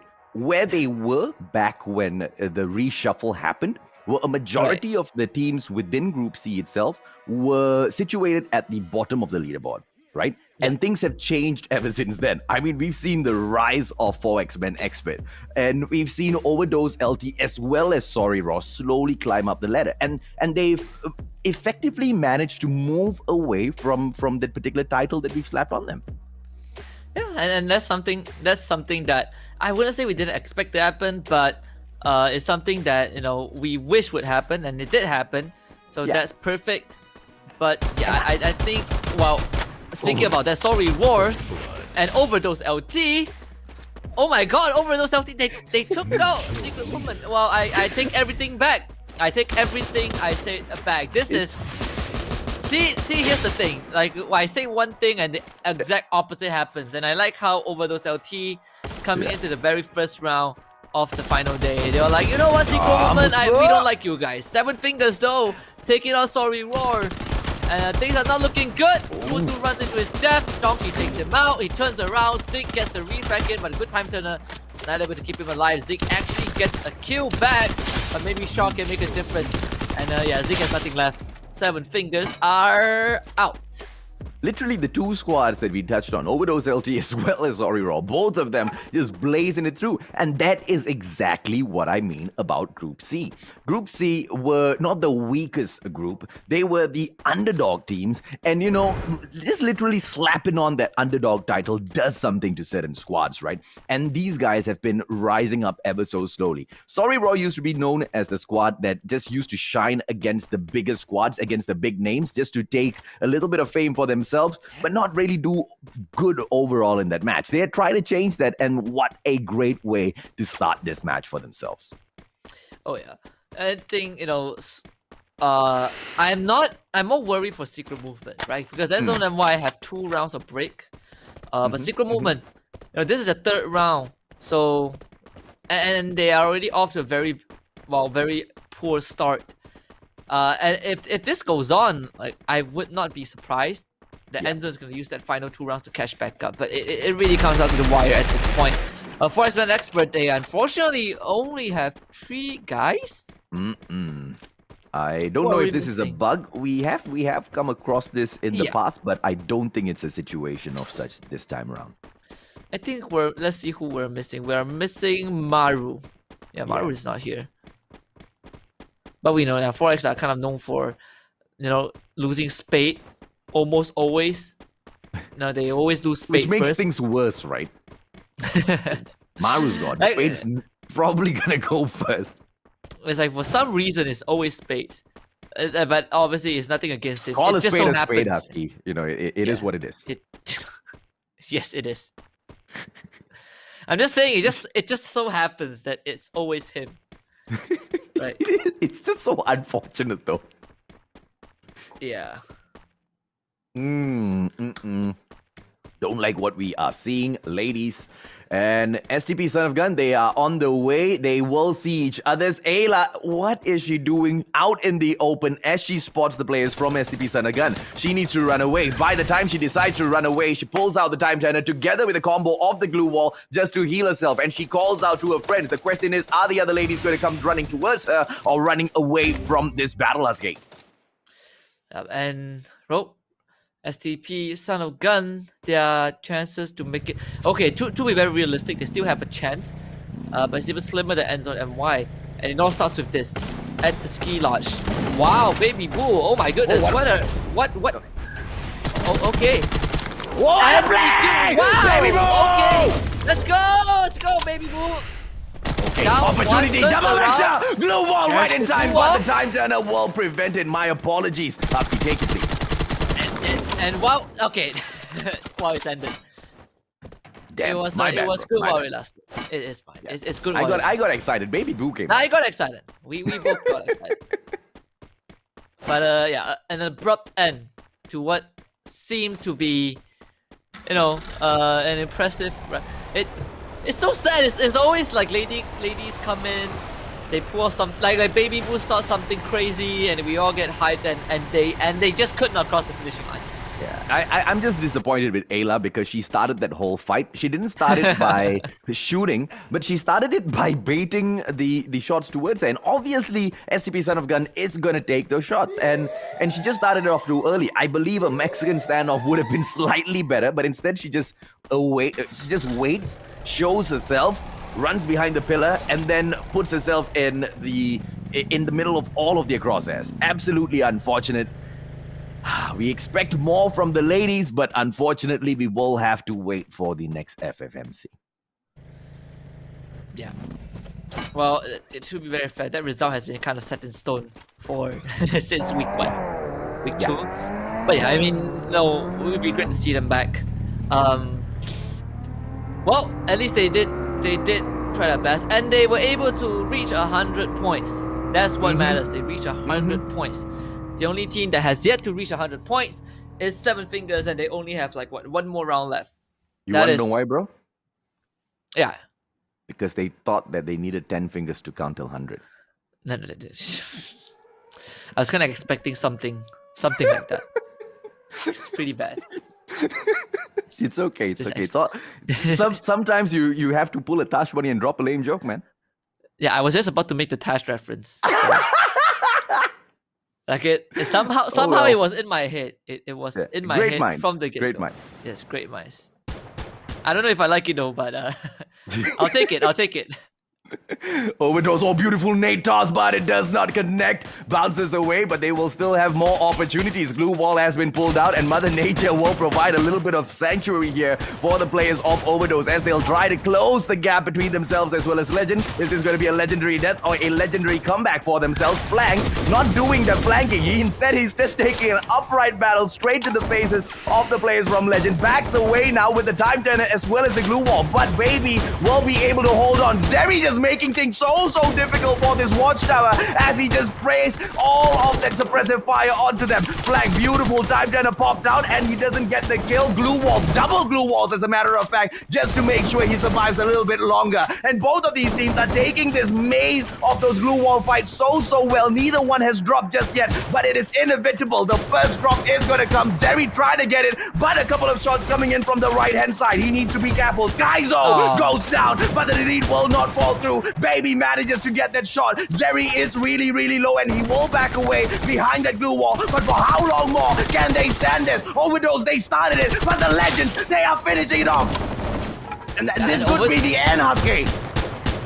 2 more guys left alive. Zeri doing so much work. Like, no one is watching Zeri, and now they have to. Zeri becomes the last survivor, and Baby sees Zeri. No more medkits for him. A Legend, they can just take their time, get those buddies back up, and go in for a kill. Overdose LT made a very early ending. They go out with 3 kills. So that's 3 points for them. Not the best opening, but no, it's just their first round.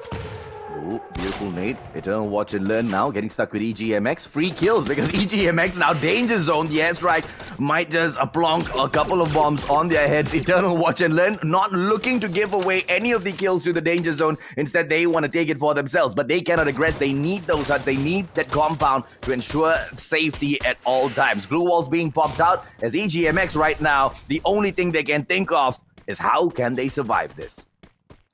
Well, first, find cover in the building. Yes, just survive the danger zone. I'm surprised that this danger zone is a bit more generous. Yeah. But Geek Fab, found by STP Son of Gun.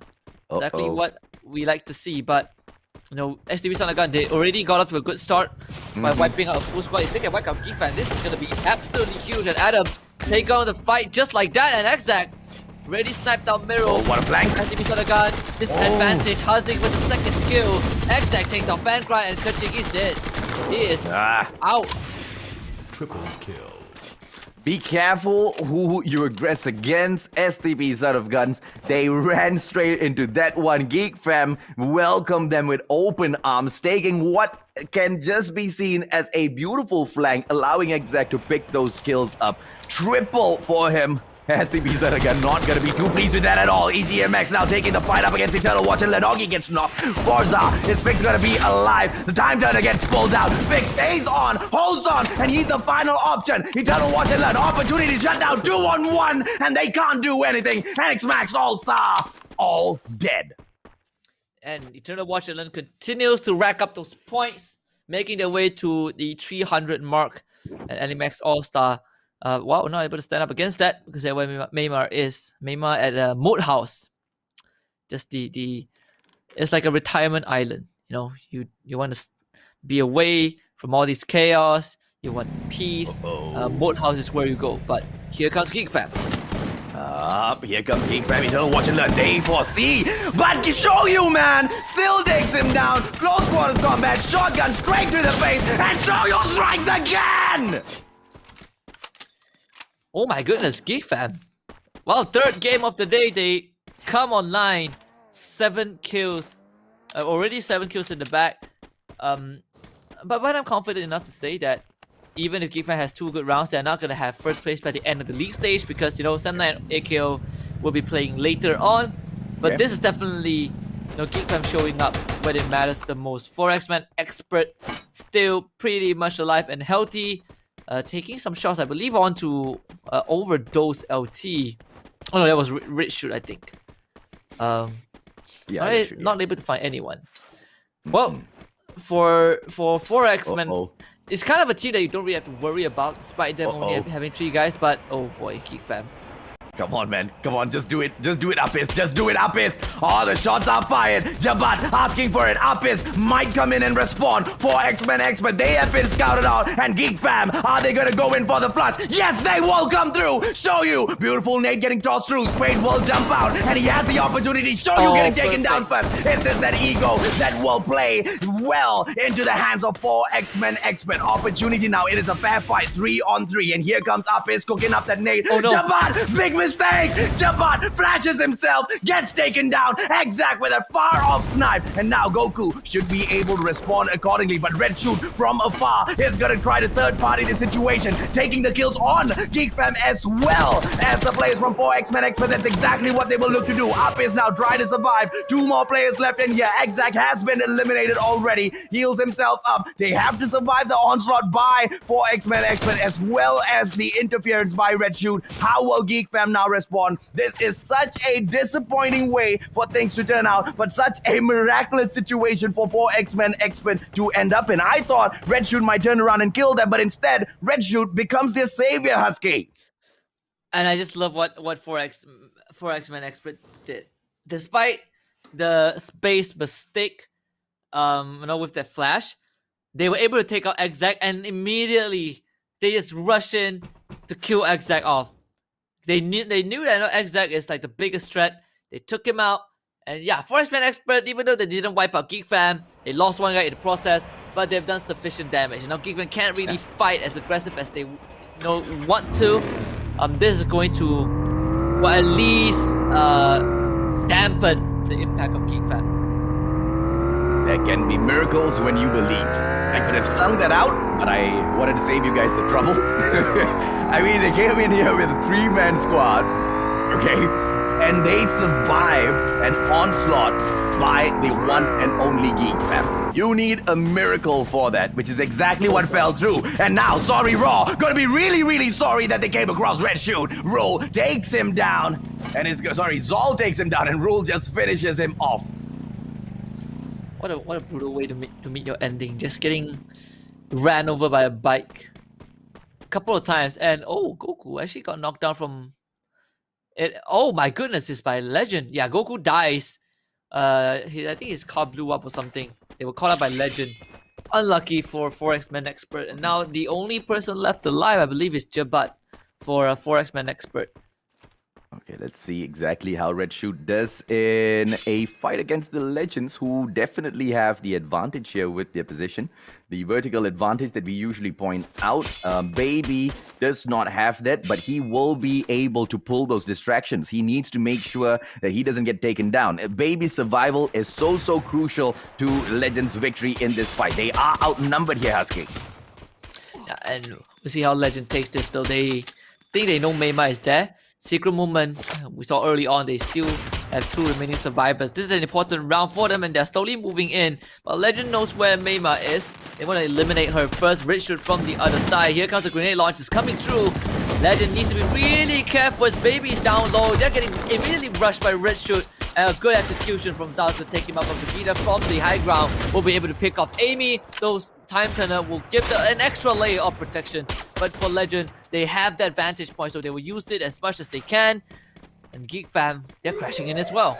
Yeah, I mean, this is just karma points for Red Shoot, right? They saved, 4 X-Men Expert, and now the ladies, one player from the ladies saves them from annihilation from Legend. That distraction proves to be just enough. And now Red Shoot have the opportunity to take down the one and only Geek Fam. Let's see exactly how they manage the situation. Zol gonna be flanking onto the left-hand side of that hut. Hazik, they do not have prime position. They are right down there beneath them. Meima, on the other hand, tanking a couple of the shots, but will be able to heal herself right back. 6 squads dropping in here as we will be approaching zone number 5. Geek Fam on the low ground though. So this is going to be tough for them to even go up. Especially when Red Shoot, they have the best position in the circle and they have the entire squad alive. This should be Red Shoot's game unless something miraculous happens. Secret Movement also starting to lose their members. Farah's getting knocked out. Royce Bang Experts have been eliminated, but Secret Movement, their time is also going to be cut short. But I think, despite considering how they had such a poor start, this kind of ending is pretty much acceptable. The Secret Movement just need to buy as much time as possible. Fikri is out, and Hazik will finish off Farah. Secret Movement out in 5th place. Triple kill. See if that was enough.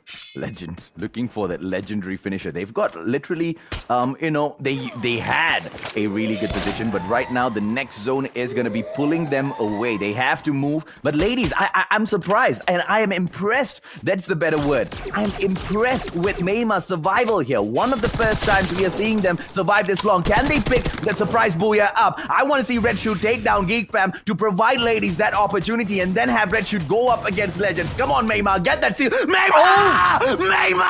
Mayma, get that double drop! Oh no, from the grave. Oh, that's gonna give Geek Fam such a huge opening. Mayma might have just screwed out Rishu's chances of getting this booyah. Rishu, they need to bring their buddies back up as soon as they can, but Amy doesn't have much time, so can he even rescue Stats? No, Stats is gonna bleed out. Oh, Mayma, how could you do this to Rishu? This was their round. This was their chance. And now suddenly Geek Fam has a chance. Vegeta is down, Geek Fam holding on to what seems to be the worst position. Now it is the best spot for Geek Fam to hold out and go for that booyah. Legend has to run straight into Geek Fam's grabs. Renee's going out for Apis, and they're gonna take out Legend as well. Come on. 2 versus 1. It's Amy against Geek Fam. Oh, how the tables have turned. All because of Mayma. Amy though, can he clutch this out? It's him against 2 members of Geek Fam housing and Apis. He's gotta walk towards the blue wall. Who's out some so-called combat? That's 1. Amy gets a good knock now. He needs a second one. Time's gonna buy some time. Amy's 23 out. And Amy does it regardless. And that is going to be Red Shoot's game. And Red Shoot's booyah to take. Sucks. Take that, ladies. You are not going to screw up their chances. But close though. I love it. Finally, man. Finally. Dude, the way we expect the final day of the league stages to wrap up, that's exactly what we get. And I am absolutely loving it. Well done, Red Shoot. By the highlight, the MVPs were the ladies for me, Aske. Oh, yeah, I mean, right, good intention. No, Mayma did a great move with the double knockdown with the nade, because that was the only place that Richard could be. Yeah. And for a while, I thought that, okay, this is going to be Geek Fam's round for sure. Yeah. But Richard evidently proved us wrong in their very first game, of the final day. But I'm not going to lie, ladies did pull on our heartstrings a bit. And I know that one person will be very happy with that. And if it is, of course, the female head ledger, Tash Bunny. I just want to say that match was insane. At first, I thought Geek Fam was going to be out, but they weren't out. And then I thought that Red Shoe was going to be out, but they weren't out. And I thought that was the end for Mayma, but she wasn't out. That was crazy. And I was so sure that Geek Fam had that in the bag. But what those jukes? Immaculate, beautiful, well-deserved. Red Shoe PXG Extreme was a team I did not expect to outlive a 2v1. Bro, that outplay, bro, that was beautiful. It was. Yes. It was. What such analytical breakdown by our most amazing host, ladies. I'm just biting you. You. Is that an analytical breakdown or like a mental breakdown? Like It's a mental breakdown, bro. I was just sitting here. I was taking notes. I wanted to talk about things, And throughout the whole match, I feel like as soon as I bring my eyes down to right, I hear some screaming in my ears. I look up and like, what's happening? Wait, what's happening over there? What's happening over here? Wait, Mayma is retired in a boathouse? Yeah, impressive survival skills, right? For the first time, one of the first times we are seeing the ladies in the final circle, and not only hide in the final circle, but actually affect the outcome, or at least, to the very least, try and affect the outcome. What we've seen from them in the past is just running away from each and every single situation, running away or hiding. But this time they step up and they affect the game, but Red Shoot proving to be the better side. they tank that double nade and they still win a 2-on-1 fight, just like you mentioned, Dash, which was quite honestly impossible for quite a number of teams, but for Red Shoot themselves to pull this off. And they're not even in the top 12. What we talk about? We talked about how this is a day for teams that cannot make it into the finals to have one final day to steal our hearts. Red Shoot just did that with the booyah on top of everything else. Dude, that was amazing. This is what we wanted to see from the beginning. And with time, with more, practice, I'm pretty sure they'll be able to overtake all the big teams, no problem. But holy moly, clearly there is a lot at stake today, and they are trying to show they do not want to be left behind. They need to show that they need to catch up, and they need to be in the top 12, because clearly no one is just taking this line down. Like we've seen, even usually, the early kill fodders, Seven Fingers, are actually getting 10th place, 9th place today, I think, if I'm not mistaken. And, even I just want to see more from them, because I know they can. We've seen things from Zeke, seen things from Mutu, and, that's what I want to see. So this is Sorry Roar, is a Huskies team that they mentioned. I think they actually showed up today as well. They're just very unlucky, in my opinion. And I know they can do more. They still have another 3 more matches. What do you think, Husky? What do you think? What can you expect from Sorry Roar from their performance just now? Well, Sorry Roar, I think they are pretty much secured for top 12 for sure. This was definitely something that I expected. I wanted to see from the first. Obviously, they did not make it into the final circle, but how they opened up the match was. It kind of gives me a sense of relief, right? At least I know that, okay, Sorry Roar, they're still able to keep on that performance. Now they have still like 3 rounds left. I have no doubt that Sorry Roar is going to playoffs. Now I just want to see how they affect the rest of the standings. Okay, that's fine. Let's talk a little bit about 4X-Men Expert. 4X-Men Expert is a 3-man team, which I feel that was kind of disrespected by Geek Fam. The way they just jumped out of the car without, really trying to figure out how to get inside. And that kind of was the downfall of Shoyu, because they were just too overzealous, I guess is the right word, and that kind of lost them 2 players there. In my opinion, that was easily in the bag for them. What do you have to say about that, AJ? Expected, right? I expected that to happen, but I want to see more of this happen. But Geek Fam, even without the booyah... By 4X-Men or by Geek Fam? Quite honestly, both. Honestly, I thought that it was the end for X-Men. From how it sounded like, you guys were saying oh, they were seen and they're gonna come inside, and I was honestly thinking, oh no, not X-Men, because X-Men is honestly one of my favorite teams as well, because in terms of potential, they have great potential, and it just shows in terms of their gameplay, and I love seeing them. But if you see here, Geek Fam just now, despite the fact they didn't get the booyah, they still managed to get first place, and I love that, because even though it's I wouldn't say that it was one of the easiest games for Geek Fam, because they actually had to work for it. They didn't just go around mowing people down. It was still a close call for them, and the team that did the most damage to them was 4X-Men Expert, a 3-man team.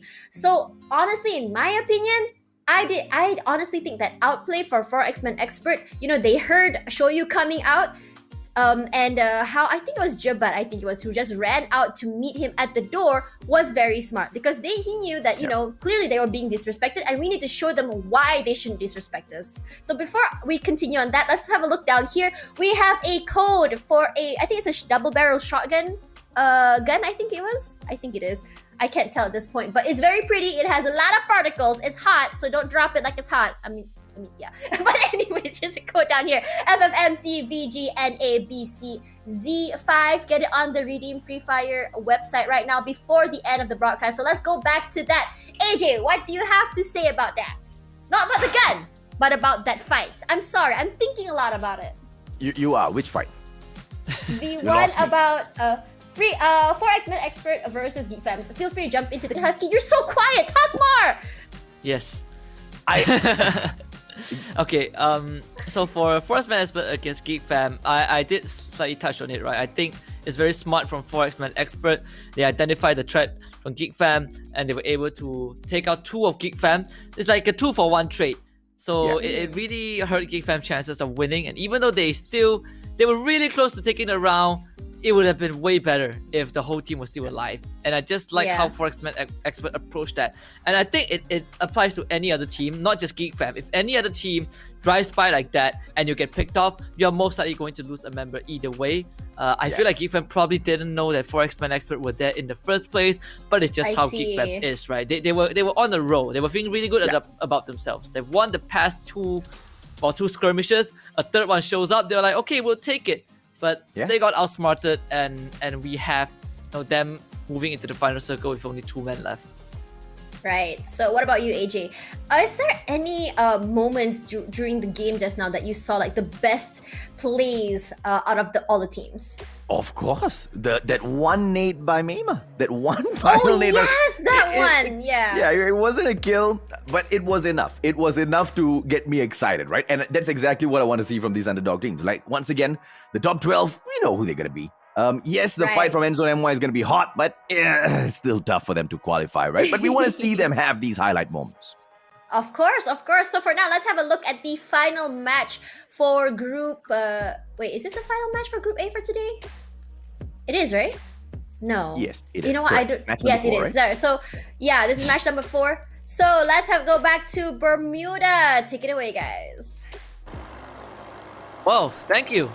I've ran out of ways to describe, but thank you to our beautiful host, Dash Bunny. Yes, match number 4 of the final day for the league stage. What a long journey it has been, but all good things come to an end. And when I say good things coming to an end, it seems like between Legend and EGMX, one of those teams will meet their ending pretty soon. It seems like Reza will start things off by eliminating Aurora. Well, bro, I think the perasaan tak puas, for those who do not speak in Bahasa Melayu, they are dissatisfied. 4X-Men Expert and I believe Geek Fam are going to be sharing a drop zone as well. So let's see if or not one of those squads will pull away. But in the meantime, EGMX scoring kill number 2 onto Legend is definitely going to set them back. Legends, baby, back in a way. I don't know if or not she has enough to take this fight. EGMX Fix goes in to force Baby away once again, which clearly shows us that she will not be able to take it. Baby gets knocked down, and this might just be the end of the Legends.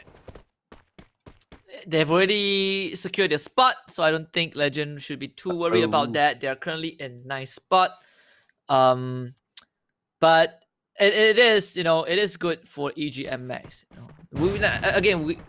Knowing that a team is not going to qualify for playoffs, now it's just seeing how they affect the rest of the standings. Can they be the difference maker, between a team making that miraculous top 12 run, or can they, screw up the first place standing and shuffle that prize money a bit? I like that, man.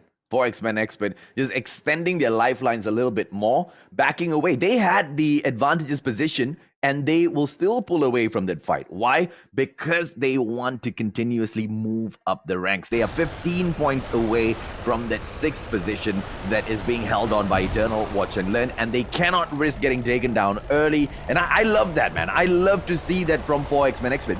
Those sort of decisions you don't really see coming in from, some of these teams that have been asking this question. How do I continuously pick that Booyah up or survive a little bit longer? Because of these decisions. Yeah, and a lot of times, when it comes down to,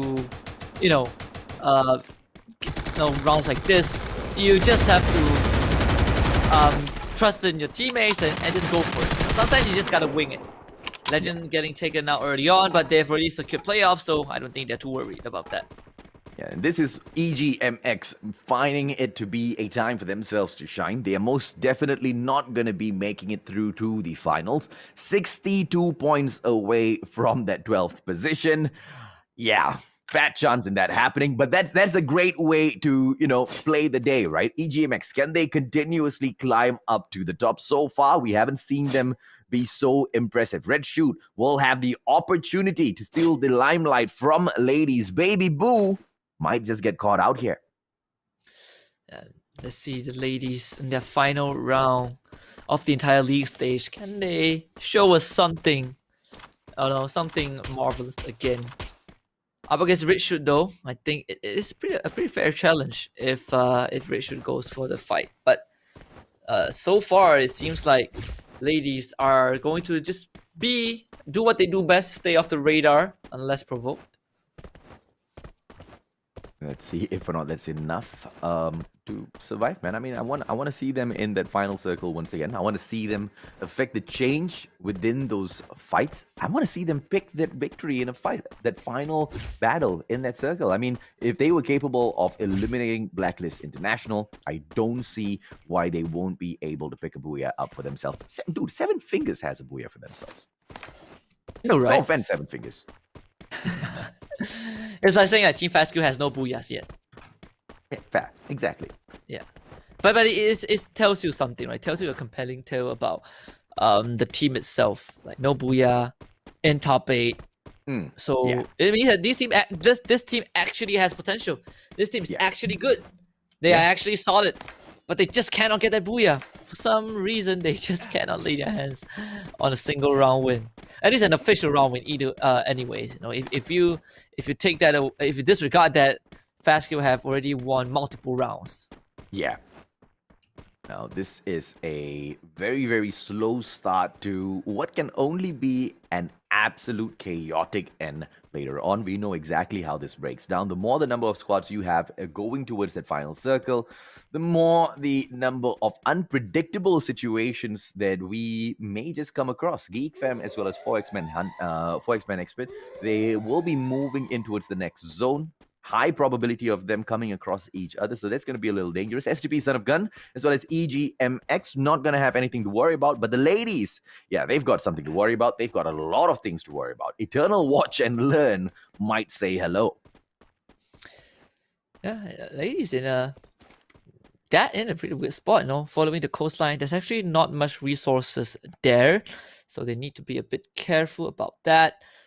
Other than that, I think the rest of the team, they have to kind of be a bit more calculative. We're looking at Overdose LT, Red Shoot, and Sorry Raw, and obviously Red Shoot is the team that, you know, needs to have good games to have a chance to get into the top 12. And the first game, they got that booyah. So suddenly, the opportunity for them to potentially make a top 12 run is reignited. No, they have a chance now. Overdose. They've been doing enough, haven't they? And I don't know if or not they managed to get up into the... Yeah, they are in the 12th position right now.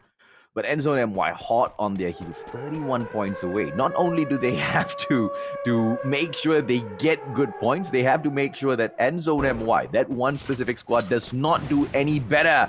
And like I said, man, that is just absolute trouble for the ladies, as Eternal Watch and Learn will try to make their way into the zone. Let's see how the ladies survive this battle. I hope to God they survive. Oh, but to find out, Musket with the rush, and knocked out by Baby Bull. What a swing, Baby Bull with the opening, and even 76 now finding themselves in not the best of position as the ladies continue to pile on the pressure. Exactly what we want to see for the ladies squad, but Leila's gonna lose her life as well. A 1-for-1 trade. Still pretty even between these two teams, but the question for the lady is, can they continue to hold on as Ayla will lose her life? Demon gets the finisher, those blue walls making it hard. Those grenade launchers are going to start going to work. Thankfully for the ladies, they're able to dodge away. Anish will be the second one to go down, and suddenly everyone from ladies goes down. Gonna watch and learn getting the full wipe. It's always as painful as the first time, man. I mean, watching the ladies get taken down, they always give you a little bit of hope. And then, you know, it just gets snatched away. They don't give it away. It just gets snatched away by whoever it is that's taking the fight up against them. I really, from the bottom of my heart, wish the ladies all the best. I do not want to see them, you know, back away. But instead, I want to see them take so many revenge fights against these squads the next time we see them back in the competitive scene. That's good. I definitely want to see them, you know. We might not see them for the MCP Major, but hey... Yeah. The next split for FFMC, I want to see the ladies back. You know, I think that it's gonna take a while. I'm not going to lie. Looking at how the ladies are now, if we want to really go into the technicalities, mechanical and strategy wise, it's gonna take a long time for the ladies. But when you've been around long enough, there's going to be that one point where you start growing, right? Yeah. And, okay, this might sound like an unfair comparison, but look at Stem9, look at AKO, look at Freedom Rumble or Eternal Watch and Learn especially. Yes, Probably correct. the team with the biggest growth from Mm-hmm. a team that I can consider overhyped during Yeah. MCP Major. They got absolutely dumpstered, Yeah. like what, bottom 3. Yeah. Now they are top 6. Yeah. And wait, were they bottom 3? I think they were last, man. Watch and Learn. They were Oh, wait. last. Yeah, well, technically bottom 3, you know, sounds fair better. But enough. yeah, they were last place. Yes. You're being slightly nicer to them. No, Yeah. let's throw them down even further, right? Because that's it hypes up their situation right now even further, right? From being the very bottom ranking squad at the MCP Major, they have come in here and they sit right behind Blacklist International. More than enough, if you ask me, to impress the audience, but we need to see a little bit more. And now EGMX might get knocked down by the players of Geek Fam. Apis, beautiful takedown. Vectors, double on the fly, gets pulled out. Augie loses his life. Unfortunate. EGMX bringing the fight on. Show you getting knocked down. Beautiful play by Reza. But Apis won't be able to respond accordingly. Forza now. Opportunity. Stepping right in. EGMX not backing away from this challenge. But are they going to be able to step away with their lives? The answer is no. But I love it. I love the spirit that they have shown there, Husky. Yeah, decent fight. And I just realized one thing. Getting knocked by a vehicle is worse than getting shot, because the vehicle, like getting ran over by a car, actually disables you for the entire duration while you're flying through the air, which to me is a kind of a stupid thing, but you know, that's how it works. Hey, anything man, that can disable you get your knocked down by a character car today, you're not going to immediately get up and shoot someone, lah. But you know, here's the opportunity. Red Shoot right now pulls out Time Turner right in time so that Nate doesn't get to do much damage. Glue Wall as well. Protection enough. Red Shoot backs away. They don't know if or not they want to take this fight up against Geek Fam. They thought they could go in for the rush, but amazing decisions being pulled off as they will back away from this challenge. Sorry, Raw, the squad that will have the opportunity to challenge Geek Fam because they already have the zone and Geek Fam will need to move towards them later on. So will Sorry Raw aggress on and try to take an active third-party situation, or will they just wait to eat later on? Let's see as Red Shoot tries to survive this. Yeah, and Red Shoot, if they can make another run, if they can take out Geek Fam, oh, you better bet that Red Shoot is going for the top 12. But first step to proceed forward is to either run away or to take the fight. And it seems like Red Shoot are running away first, which I like it. Yeah, I love it. I love it. And they run towards the safe zone that is coming through towards them, which is the best decision to pull off because Geek Fam's not going to go in for the chase. Or are they? They are closing in the gap between themselves as well as Red Shoot as they try to reposition themselves in the zone as well. But like I said, Sorry Raw is already on the horizon. Sorry Raw is waiting for the opportunity for Geek Fam to show themselves. Now Zol going to move on real close towards Show You might come out and say hello. Shotgun getting pulled out. Beautiful as Zol does not lose his life. No knocks just yet, but Geek Fam has held on. Red Shoot now outside of the zone, not where they want to be right now, Aske. Road's gonna get taken out by Exact. Oh, the plan for Red Shoot is understandable, but now they put themselves in a far worse position than they started out with. They gotta take this 5 stance. Good one. They need a bit more. Oh, takes out our pitch as well. Joker takes out Sand. They're gonna rush out for a while, but Amy again might be able to clutch this out. Can't go for the revive though. Amy this time gets overwhelmed. But Red Shoot, at least we're able to do some damage to Geek Fam, I suppose. What a play, man. Red Shoot, I was definitely in their corner. They had the opportunity to pull off an amazing fight. And now Sorry Raw will be in the position to do exactly what Red Shoot could not achieve for themselves. Donkey will go in to scout the area out real quick. But Sorry Raw needs to be really careful because if they do not manage to catch Geek Fam off here, dude, this is just death for them because they've got no cover at all. Yeah, but knowing Geek Fam, they might be able to pull off something miraculous. So we'll see what Geek Fam's gonna do using those blue walls, running uphill. Sorry Raw backing off. So I think it's the right move as well because the rest of the team is already has already secured the safe zone. So Geek Fam will have to go up. But Geek Fam at the same time is also not going in a straight line. They want to wrap around and see if they can at least catch Sorry War off guard. So this is all up to Sorry War. Exec is still alive, and actually, Geek Fam able to find a pretty decent compound to work with. Okay, well, let's see if or not STP Son of Gun will prove to be a pain in the side of Geek Fam. It doesn't seem to be so. Mirals has spotted them entering the compound, but they will not be taking the shot. Mirals is just a scout. If he does try to attempt a couple of shots, you know Exec will not be having any of that. Fan Cry pulls the sniper out, sends a couple of bullets towards Yes as well as Flank, who will be able to pick the airdrop up for themselves. Geek Fam, are they going to be able to take Mirals out of the equation because they are outside of the zone? And STP Son of Guns, they are the squad that can gatekeep, but effective or not, their methods, we will have to wait and see. Oh yeah, Miro is playing such an important role, and best part is he has the best sniper rifle in the game as well, and a supply crate for him to kind of shelter himself. Eternal Watch and Learn though, Venom able to get a opening frag onto Sorry Roar. Both of these teams are outside the circle, and you can see the rest of the squads are coming in. Seven Fingers still alive, alongside, I believe, 4X-Men Expert coming in from the northern side.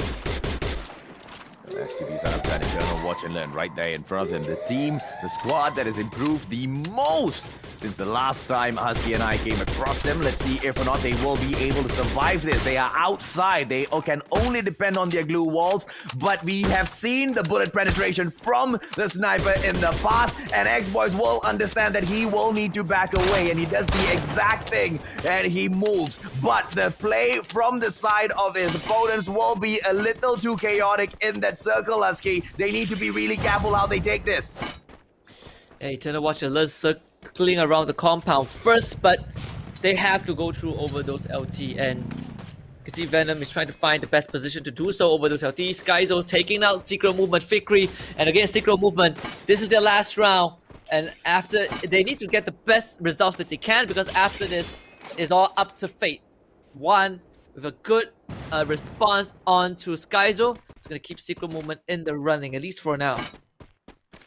Well, the next zone, once again, not favoring Geek Fam, but 4X-Men Expert will be able to execute their revenge finally. And you know, if you guys believe in fate, this is that fate. 4X-Men Expert will have the opportunity to finish off what they backed away from earlier. Can they take this opportunity to not only impress us, but also eliminate the kings of Free Fire Malaysia? Exact, right in front of Spade. Call a spade. He has not been able to aggress and take some of these fights, in the way his team members will be expecting of him. Venom 96, not a player like that. He has been so deadly. But as I say that, those players get knocked down by Geek Fam one after the other. X-Boys right now will be able to back away, and he does not get taken down. Eternal Watch and Learn straight into their faces. Sorry, Roar. Donkey gets taken down, but that's a very risky and very expensive move, leaving Venom 96 all alone, Yasuke.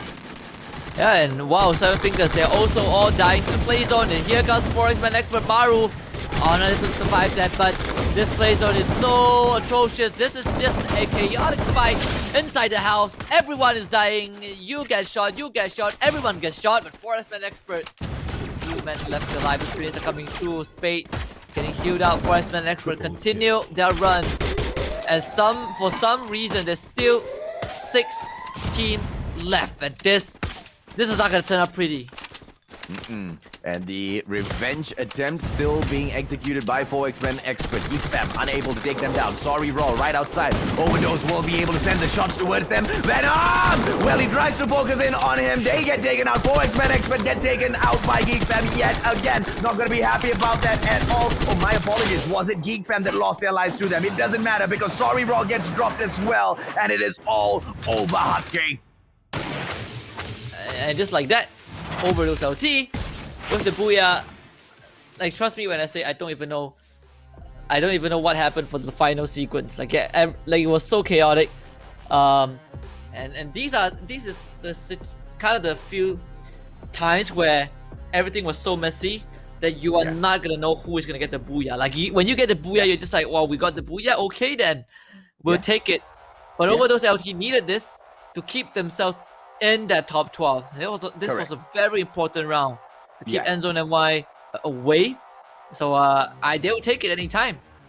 Yeah, and the Booyah picked up by OVD, the ones who would have cried when this happened, when the match played out in this way, would be none other than Endzone NY. They've played, today quite well. They've done a lot, but I guess it's just not enough because Overdose LT is not dead and out just yet. These guys are alive and fighting. They want the top 12. They want to see exactly how far they can go in the grand finals as well, and they may as well secure it for themselves. For X-Men Expert, I believe they did manage to take that revenge. They actually managed to eliminate GeekFam before getting taken down.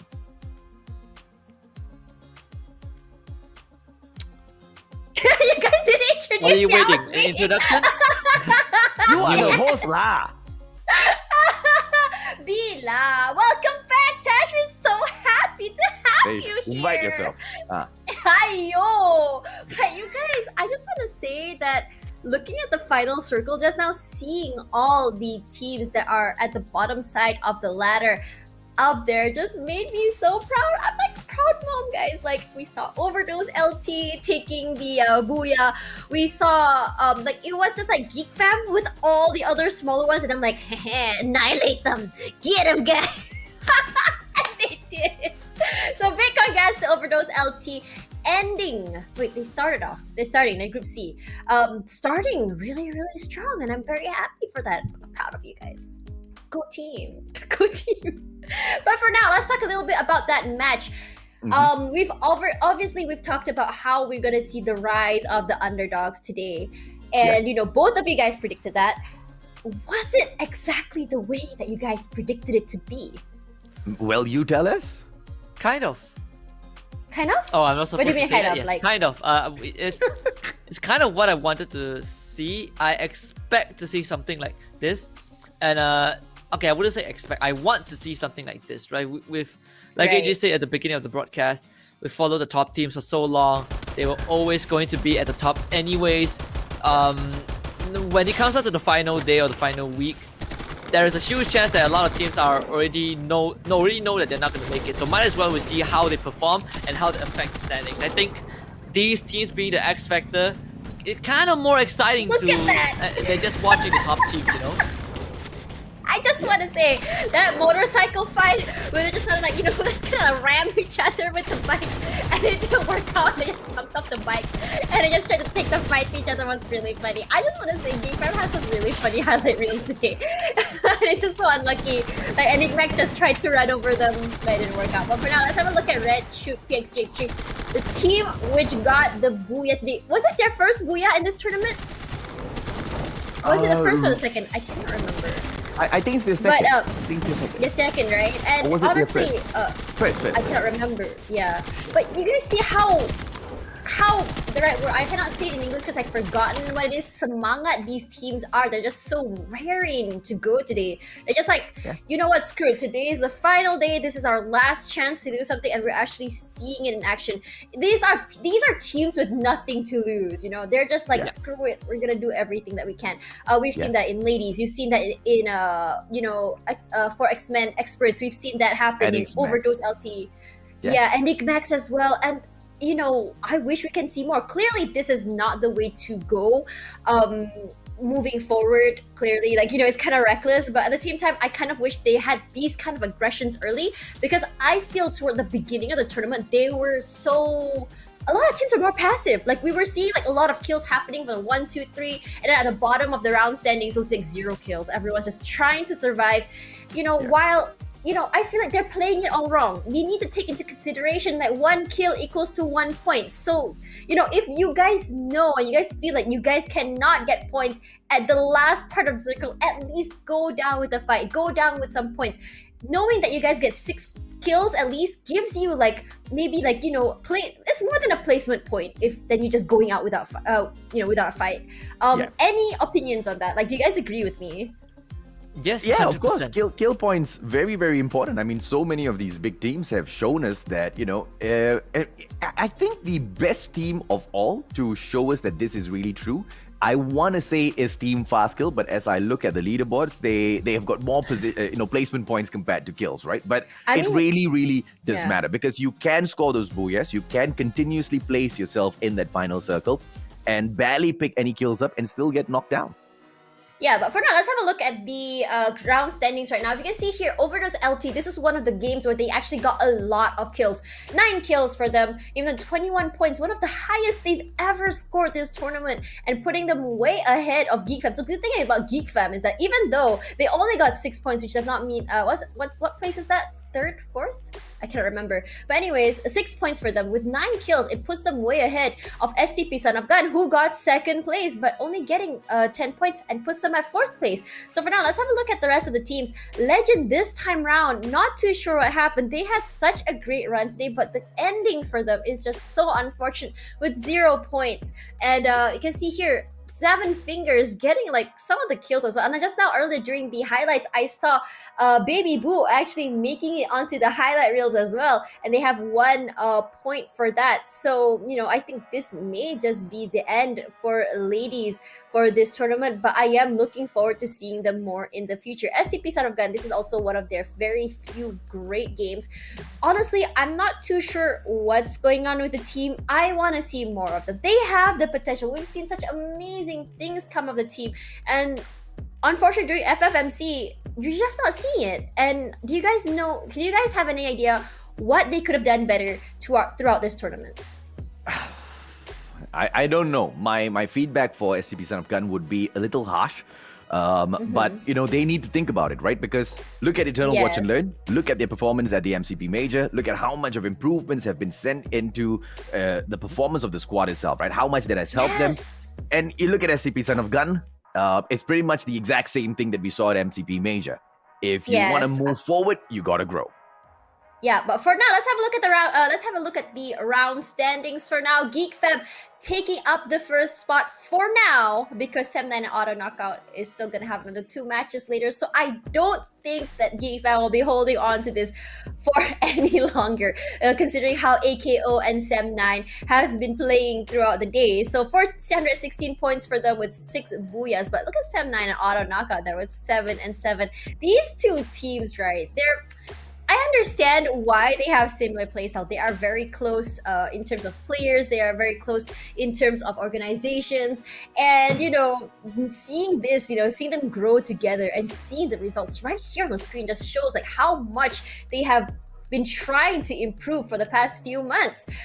So for now, you know, it can be seen now that Overdose LT and Secret Movement, I think they're very comfortable now. Secret Movement now way ahead of Endzone Mai. And is Endzone Mai does Endzone Mai have any more games later? I think 2 more. they have 2 more. Yep. They can try to take over Secret Movement, but it is gonna be very hard because after this, I feel like this round A versus C was their best bet because after this, you are going after Group B, which has a lot of the tougher teams. I mean, if Secret Movement not Secret Movement, sorry, Overdose LT can manage to pull some really crazy kills at least, or just maintain their positions, to just climb up over, you know, Secret Movement. I would love to see that, but for now, seeing as what they have to go against later, might be a little bit tough. What do you guys think? I mean, it's B versus C. I think Endzone and Yeah. Y has a good shot. You just need 37 points. So Yeah. 2 rounds. They need the next 2 rounds is gonna be crucial. If they bomb They out need in both any of rounds. the round, yes. If Yeah. they bomb out in any of the rounds, their run is over. It's Yeah. gonna be really, really tough, but I do believe that they're able to. We've seen what they have done. But for now, we're gonna go and have a quick break where I get to refill my caffeine because as you can see, I'm a little bit tame now. I need more caffeine. We'll see you guys in a little while.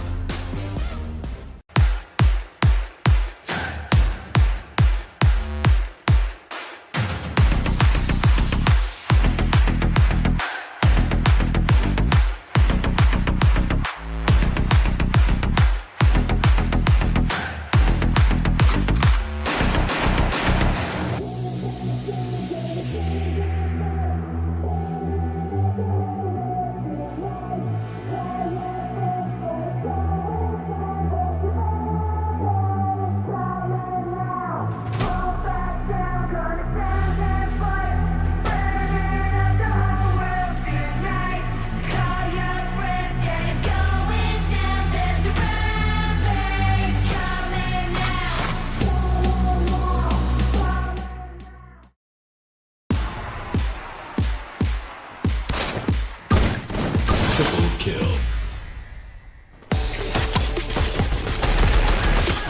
Triple kill.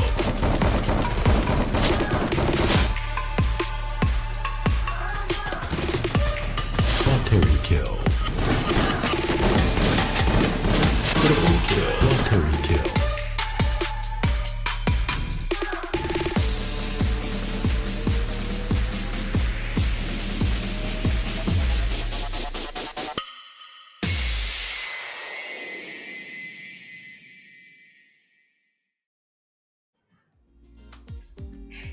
Hello and welcome back to the FFMC 2021. I'm your host for today, Tash Bunny, alongside our super awesome casters, AJ and Husky. So we have come to the last 2 games of this league. Y'all, I need to know how you guys are feeling right now. Like, what are you guys feeling? The adrenaline, the excitement.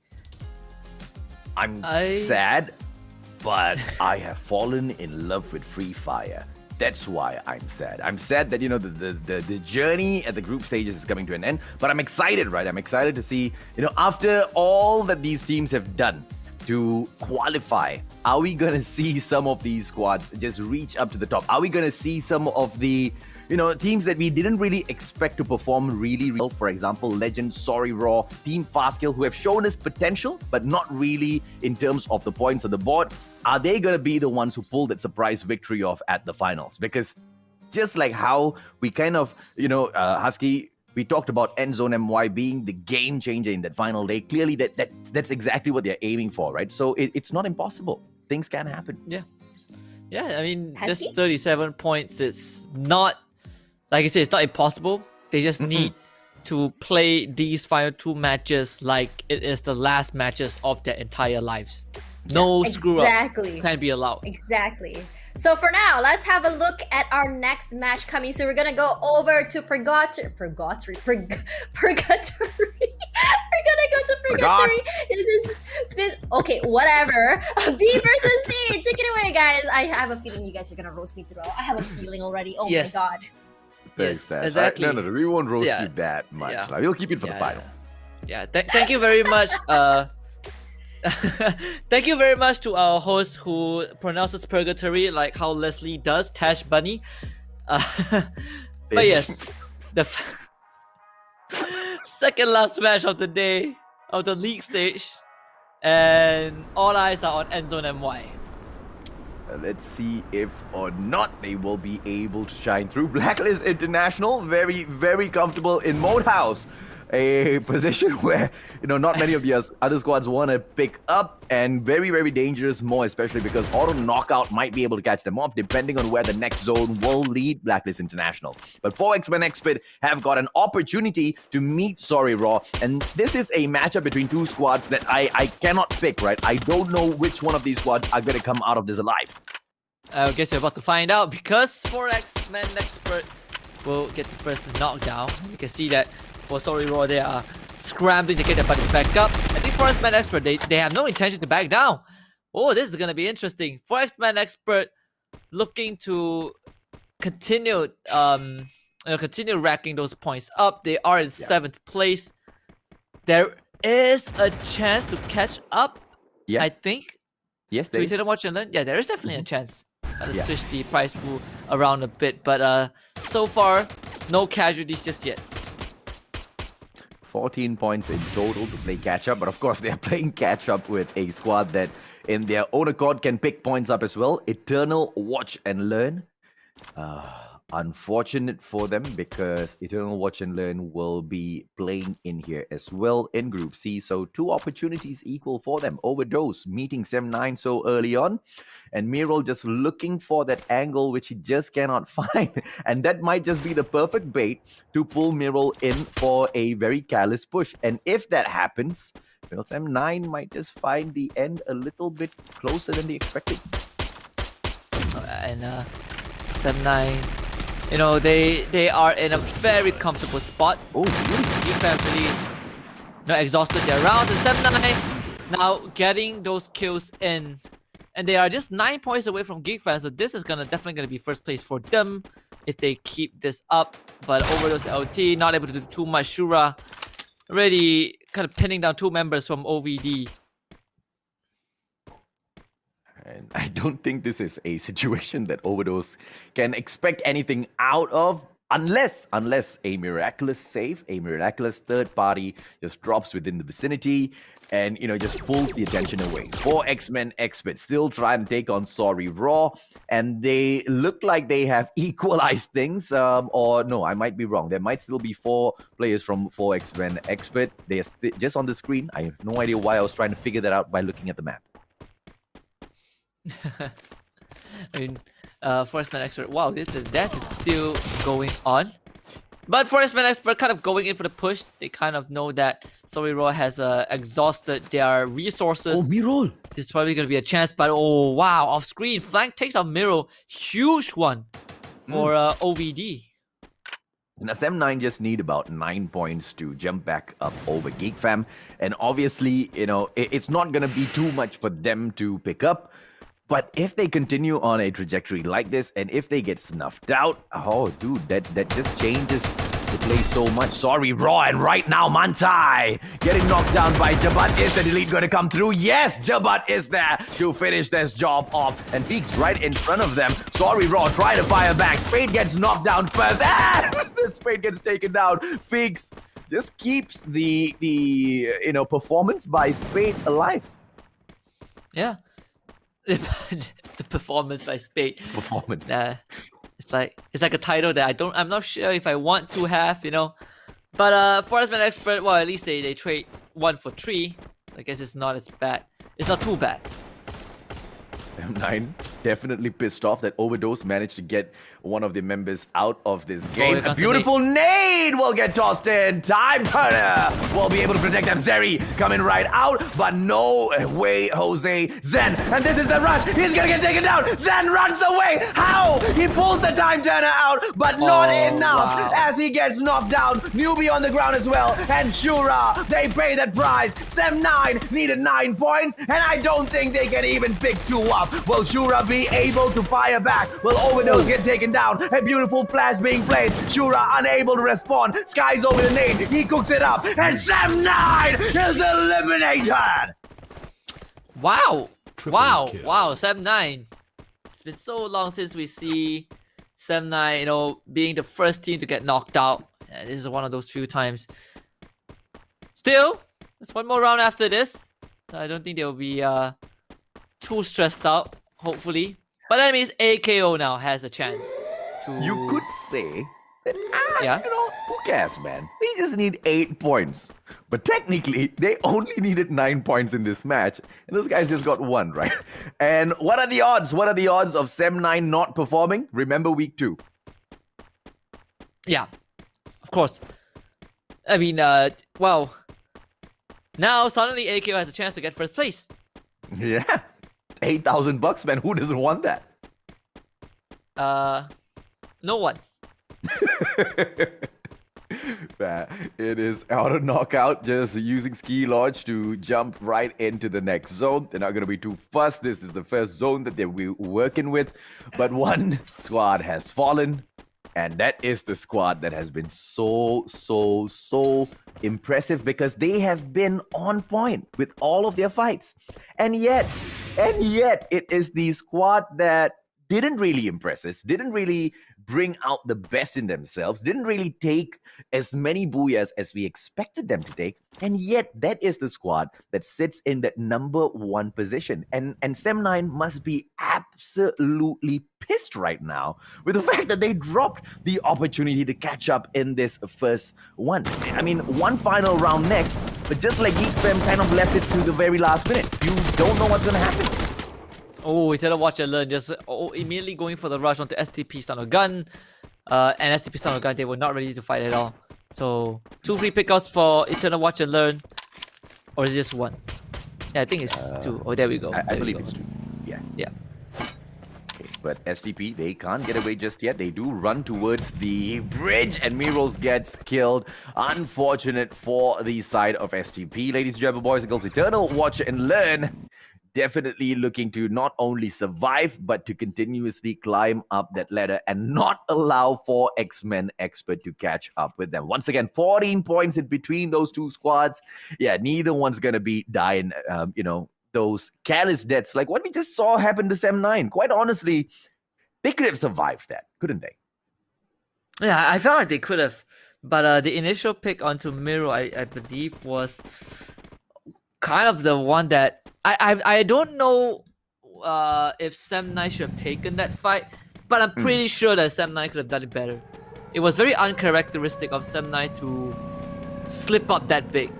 Yeah. Here's one squad that we are looking to perhaps see shining through in the final two opportunities of the league stages, because Endzone MY, 37 points is all they need to jump into the top 12. Secret movement. The question is, can they do anything about that? The answer, no. They can't do anything about that. They are in Group A. So all they can do now is sit, watch, and pray that Endzone MY gets snuffed out just like Sem9 did. Yeah, and Endzone MY, well, with each team that gets taken out that isn't Endzone MY, is a win for Endzone MY. Yeah. Speed and Rumble right now about to go into uncharted waters. There are actually two teams, AKO and STP Son of Gun. Freedom Rumble just decides to drive right past to head towards the center of the circle. Assuming Endzone MY picks two Booyahs up back to back, very, very impossible scenario. But let's assume that's possible. They still need a total of 14 kills over the next two games. Endzone MY has got no time whatsoever to be playing a careful match. They need to go all out, but that just puts them at risk, right? Remember Fast Kill, the squad that's moving in right now with the opportunity to also catch and finish off Eternal Watch and Learn. They've started off aggressive. They have the mechanical abilities, but when you take such aggressive maneuvers, high risk, high reward, you get snuffed out early as well sometimes round. Endzone MY, dude, once again, man, so disappointed with them because they could have done so much better if we had seen this sort of a team from week one itself, Husky. Hey, maybe they're just saving up for the final day. You never know. Sometimes you gotta, Spark. yeah, you gotta do something extreme to give yourself a good story.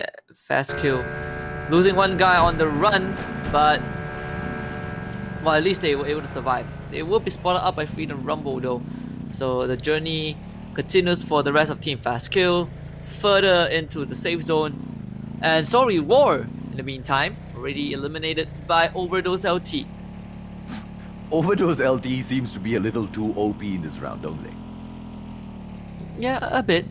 I'm not gonna lie. I mean, they've pretty much the only team in jeopardy of losing the playoff spot is Secret Movement. Like everyone else should be feeling pretty comfortable. Correct.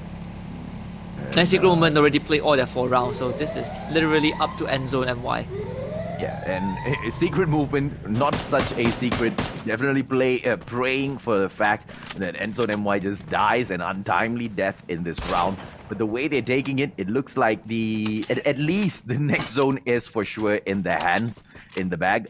Blacklist International, they have got 2 teams to worry about. Eternal Watch and Learn as well as Auto Knockout. The best case scenario here is that Auto Knockout is distracted by STP for the time being. Freedom Rumble dropping in. Endzone MY, Apam as well as Cap. Cloud and Mirrors are on the ground, but no delete dropping through just yet. But as I say that, Cloud loses life and Case out of there. Can they survive? Endzone MY, they need this, but Mirza is not going to be able to see this particular game through to the end. And they'll just be left with one final survivor. Off screen, Auto Knockout taking out Eternal Watch and unfortunately the numbers game will be getting the better of them, Husky. That was so unlucky for Mirza. They ran him off the cliff. And I mean, thankfully Case got away. So Endzone MY still has a chance to play for placements, but man, Freedom Rumble just had to ruin the party. Just had to ruin the chances of Endzone MY. Now they really are in hot water. Let's see. Like I said, they not only need to pick 2 Booyahs up, they need about 13, 14 points. See if or not they will be able to achieve something as monumental as their task. Saizo moving in, Overdose, such an impressive round in this game. In the final day of the league stage. 6 kills so far. Flank having 4 towards him. He will be looking for more, and for X-Men Expert could just be the next one on the list. Yeah, and OVD continuing this slow and methodical approach into the safe zone. Forestman Expert not looking too hot. Neither does Eternal Watch and Learn. Let's look at who is circling around this compound. None other than Freedom Rumble. And they kind of know that Eternal Watch and Learn are not in the state to fight, so they're just gonna go in for the rush. Masque needs to stand his ground, but Cap comes in, wipes everyone out. Eternal Watch and Learn, they are out. Too easy, too fast. And now 4 X-Men Expert have got something to look forward to. 4 X-Men Expert can be looking to overtake Eternal Watch and Learn. And we know for a fact that 4 X-Men Expert, they are more than capable of picking the Booyah up for themselves as well. Let's see if not that will be a dream that they can see through. Blacklist International, Freedom Rumble right there beside them. Auto knockout in the compound, and this might be a fight. Who do you think is going to aggress first? Freedom Rumble, AKO, or Blacklist International? I have a feeling that it's going to be Freedom Rumble. Blacklist International, they don't really have the tendencies to move first. Yeah. But judging by the saves, or maybe AKO will be forced to move. I think XL is already trying to find an angle to get those snipes off. But for Blacklist International and Freedom Rumble, they can just stay put and see, what else happens. And the zone is not going to be super kind to auto knockout, but it's not something they cannot manage.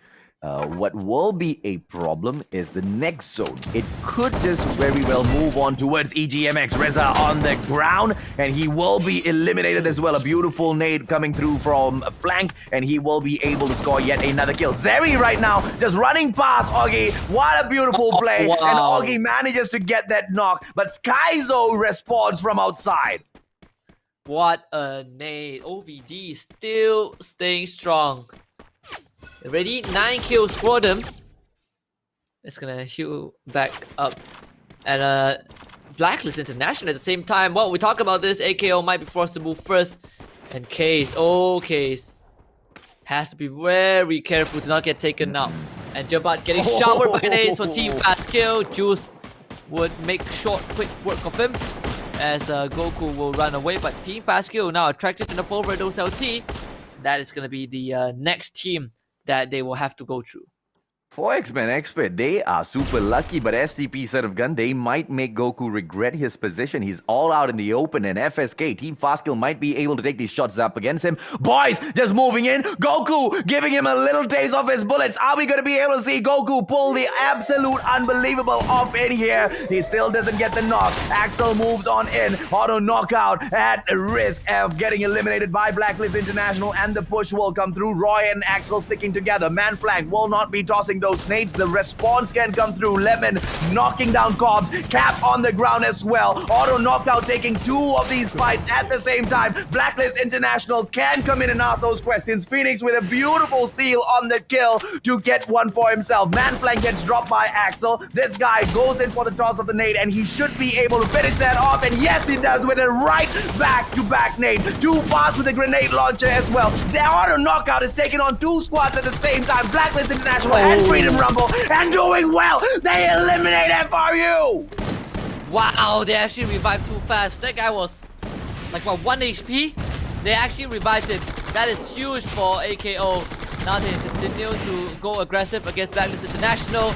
Lemon finds an amazing entry frag, and Blacklist International falling apart at the seams. The circle is completely neutral to everyone else. Blacklist International responding with 2 kills of their own. It's gonna be a 2 versus 2 if I remember correctly. Now make it an uneven one as Phoenix takes down too fast, and Axel the sniper is the only one left for AKO. Sniper on sniper. What can Axel pull off for himself here, ladies and gentlemen, boys and girls? It's going to be Blacklist International in front of him. Overdose, Trail, Driner, press on forward. And Goku's still alive. 4X-Men Expert still alive. Overdose on the other hand, going to get snuffed out. It's going to be Fast Kill taken on. 2 versus 1 is just not a situation that Overdose will be able to overcome. And they get snuffed out. Team Fast Kill still alive and kicking. 4 kills in the bag so far. STP Son of Gun might just be the next targets right in front of them. Blacklist International in the back as well. Goku now closing in the gap between himself as well as SCP. Not the best of options, but he doesn't have anywhere else to go. Juice still putting on all of that pressure. Glue wall after glue wall. Kachi just closing in the distance as well. And STP Son of Gun, they will be able to eliminate 4 X-Men Expert. And now Team Fastkill have the opportunity to take this fight up against STP. Yeah, and this might be the booyah. Finally, after 4 weeks, Team Fastkill now puts themselves within arm's reach of a booyah. Afik with a good snipe onto Clanks. Phoenix should be able to pick him back up, but this is it. The final circle between Team Fastkill, STP Son of Gun, and Blacklist International. Good nade from Kachik. Doesn't land onto anyone though. Kachik actually going in for a rush. Oh, what a madman! Gonna lose his life for that, and I'm not sure if that's the right move, but here comes Blacklist International. Oh, shoot! No! Out the phase zone! Oh, he gets taken up by the blue zone. Afik now becomes the lone survivor up against it's a 1 versus 1 versus 1. Here comes the blue zone coming in. Afik going in for the clutch. They all gang out on Fancry. Fancry dies. It's Afik against Clank. And the clutch comes through. Finally, after 4 long weeks, Team Fastkill bags that first booyah.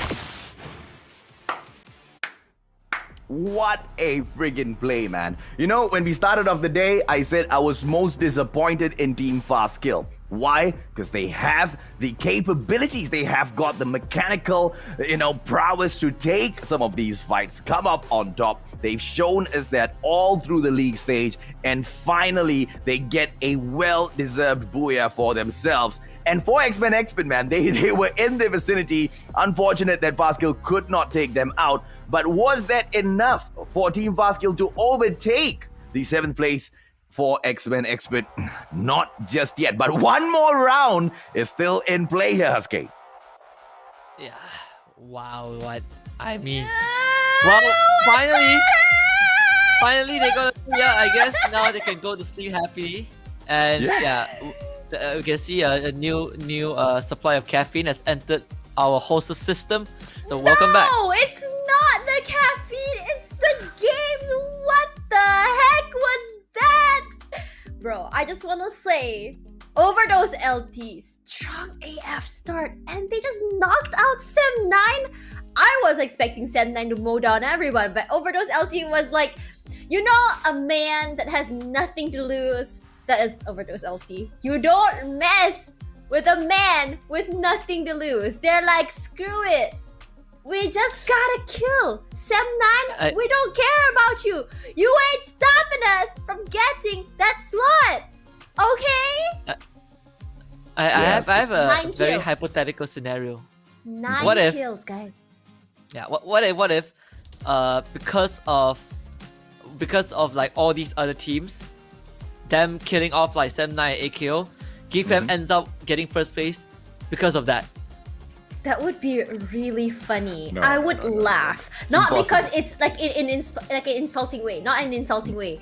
Impossible. But that would be hilarious because we did talk about these bottom ladder teams becoming the kryptonite of the bigger teams, right? Yeah. But if that were to happen, I would laugh. Okay, at least not for the side of AKO, because AKO still managed to last till the end. I mean, but the thing is, AKO, despite lasting quite a while, they only managed 2 to 3 kills that round, compared to Overdose LT. Despite them getting 6th place, they still have 9 kills or 6 kills. I think it was 9.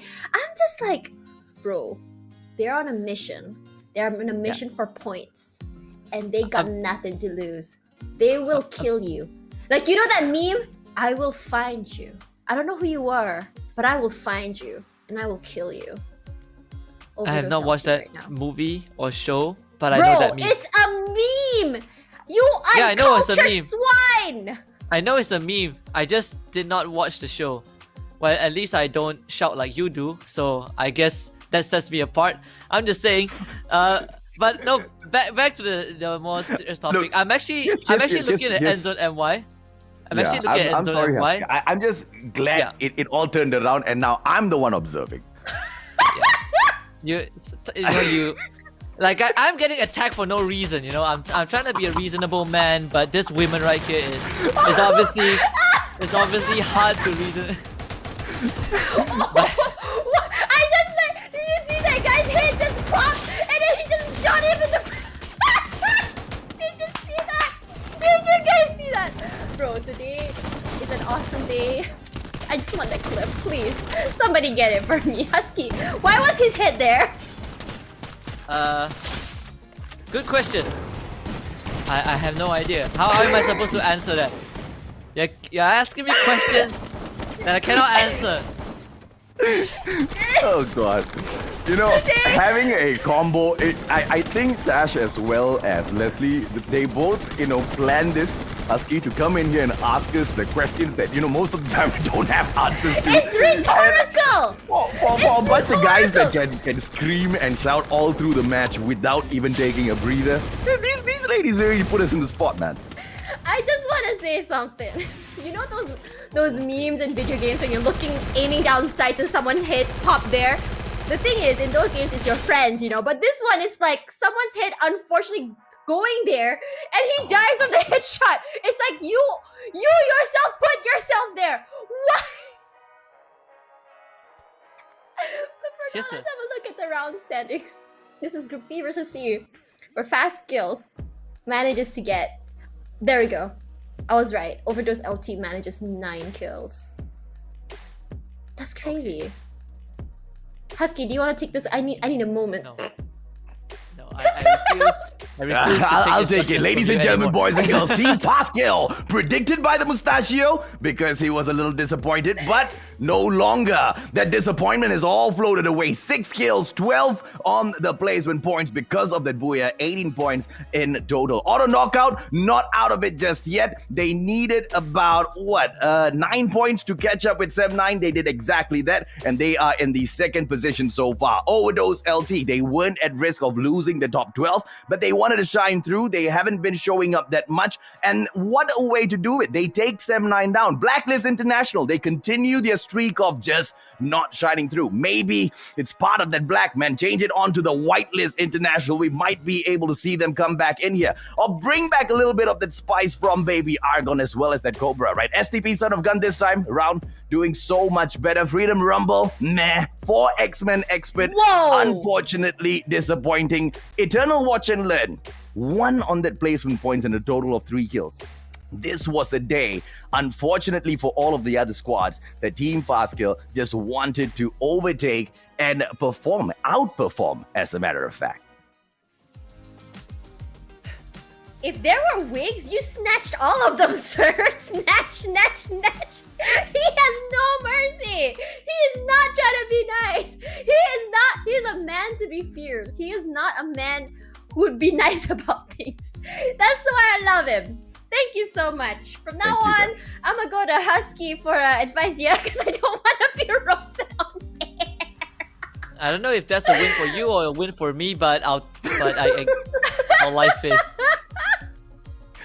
I'm surprised you even considered to think that it might be a win for you, Husky. But you know, you do have a point on yours, but you know, I'm a little bit nicer. I may be loud, but I ain't ruthless. Okay, so predictions, guys. Predictions. Do you guys think that Endzone MY will be able to catch up? At 26 points. They need the game of the tournament. Yeah. They need to pull a 7-9. That's what they need to do. They absolutely do. I'm not But saying they can't do it. I'm just saying it's gonna be hard. This is the last match. This is the moment where everyone says, this is the last match of this round. It's like a man with nothing to lose. Yes, I'm sure we're gonna they're be saying seeing that more now. of that. They're like, we have nothing to lose. Let's go crazy. And I want to see that. So for now, I'm going to take this. I'm going to be noisy and not let Husky talk because he's going to get the whole time. So I'm going to go now. You can talk whatever you want. Enjoy. Have fun. Take it away, guys. Thank you. Thank you so much. Maybe She's they the should most- use. Maybe they should use the voice as like the police car siren or something. I bet the criminals will surrender. They'll just hear Tash coming in hard. Yep. And then they'll be like, yeah, just turn that siren off. You don't Hey, want hey, hey. I'm just glad that by the end of the league stage, you finally see where I was coming from at the start of the league stage. That's all I'm gonna say, my man. Hey, you were not here during. You were not the first to enter the call, like in the morning. Like, I have suffered. Why haven't they turned off her mic yet? But in all seriousness, STP Son of God, Eternal Watch and Learn, and 4X-Men Expert. What is the? I mean, there's nothing to lose, I guess. Here we go, 4X-Men Expert going in. Maru able to get one down, but Eternal Watch and Learn is what? Sem 9 is somewhere out in the open. What is this? 4 teams fighting against each other. 4X-Men Expert, they get Maru back up. And they take out 2 guys from Eternal Watch and Learn. Wow. Oh, and they want more. STP Son of Gun dropping by to see, hey guys, can we lend a helping hand? Yes, you can lend a helping hand by lying dead on the ground as we pick the kill points up. 4X-Men Expert, can they continue this streak? Taking on Eternal Watch and Learn and snuffing them out. This was a fight that was bound to be hot from the start. Both of these guys sitting in the 6th and 7th spot. 4X-Men Expert are in the 7th place. Zen OP getting picked up real quick. Trying to take the fight up against Endzone MY. The squad that we asked, can they make it through to the top 12? Sem 9, the team that is looking for the top spot, looking to end the run of Endzone MY. With the nade from Newbie, it's almost confirmed they will not be making it through to the top 12. Oh boy. So close yet so far. You know what this reminds me of? This reminds me of STP Son of Gun's run during the MCP Major. It is the same exact thing. So close, yet so far. Like, you need that one good round, and it never happened. It never came true.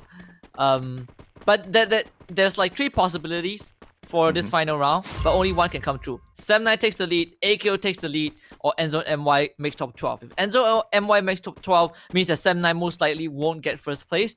But at least we eliminated one of those outcomes. So now Sem 9, they have a chance to get first place again, but they need to take care of AKO as soon as possible.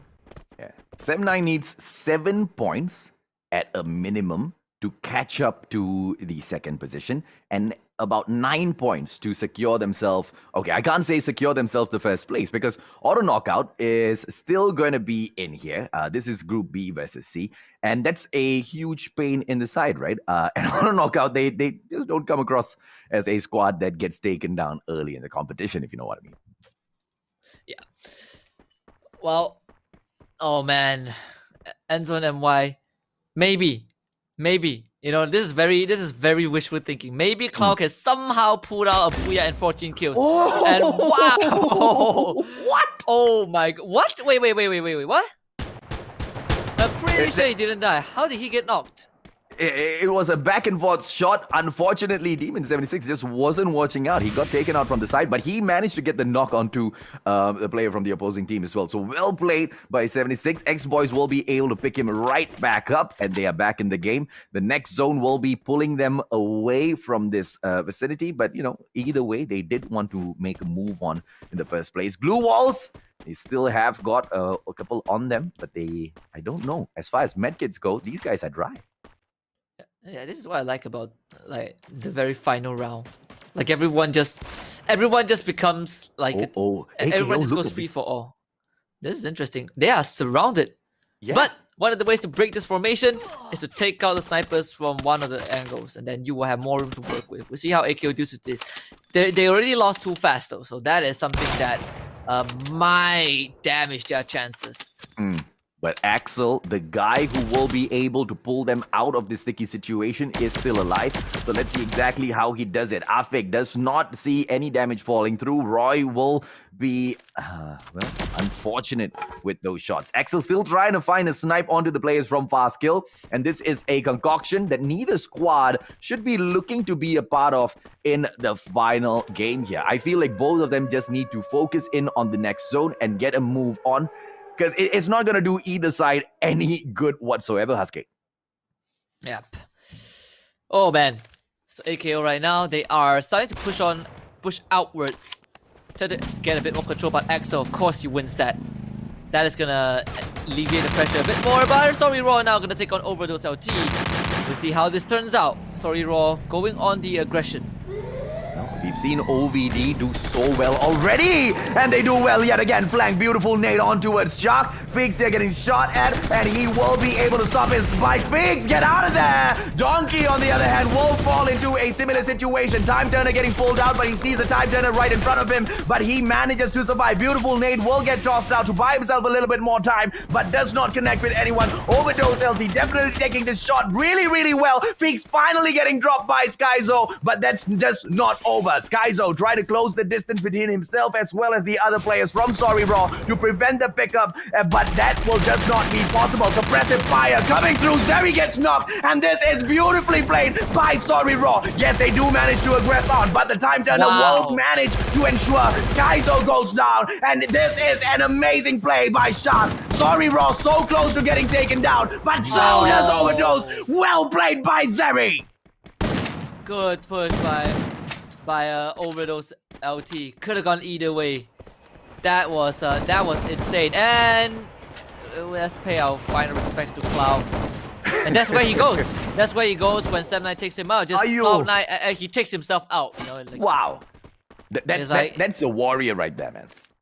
Let me tell you, if that suicide was the difference maker that prevents 7-9 from overtaking AKO, he would have done God's work.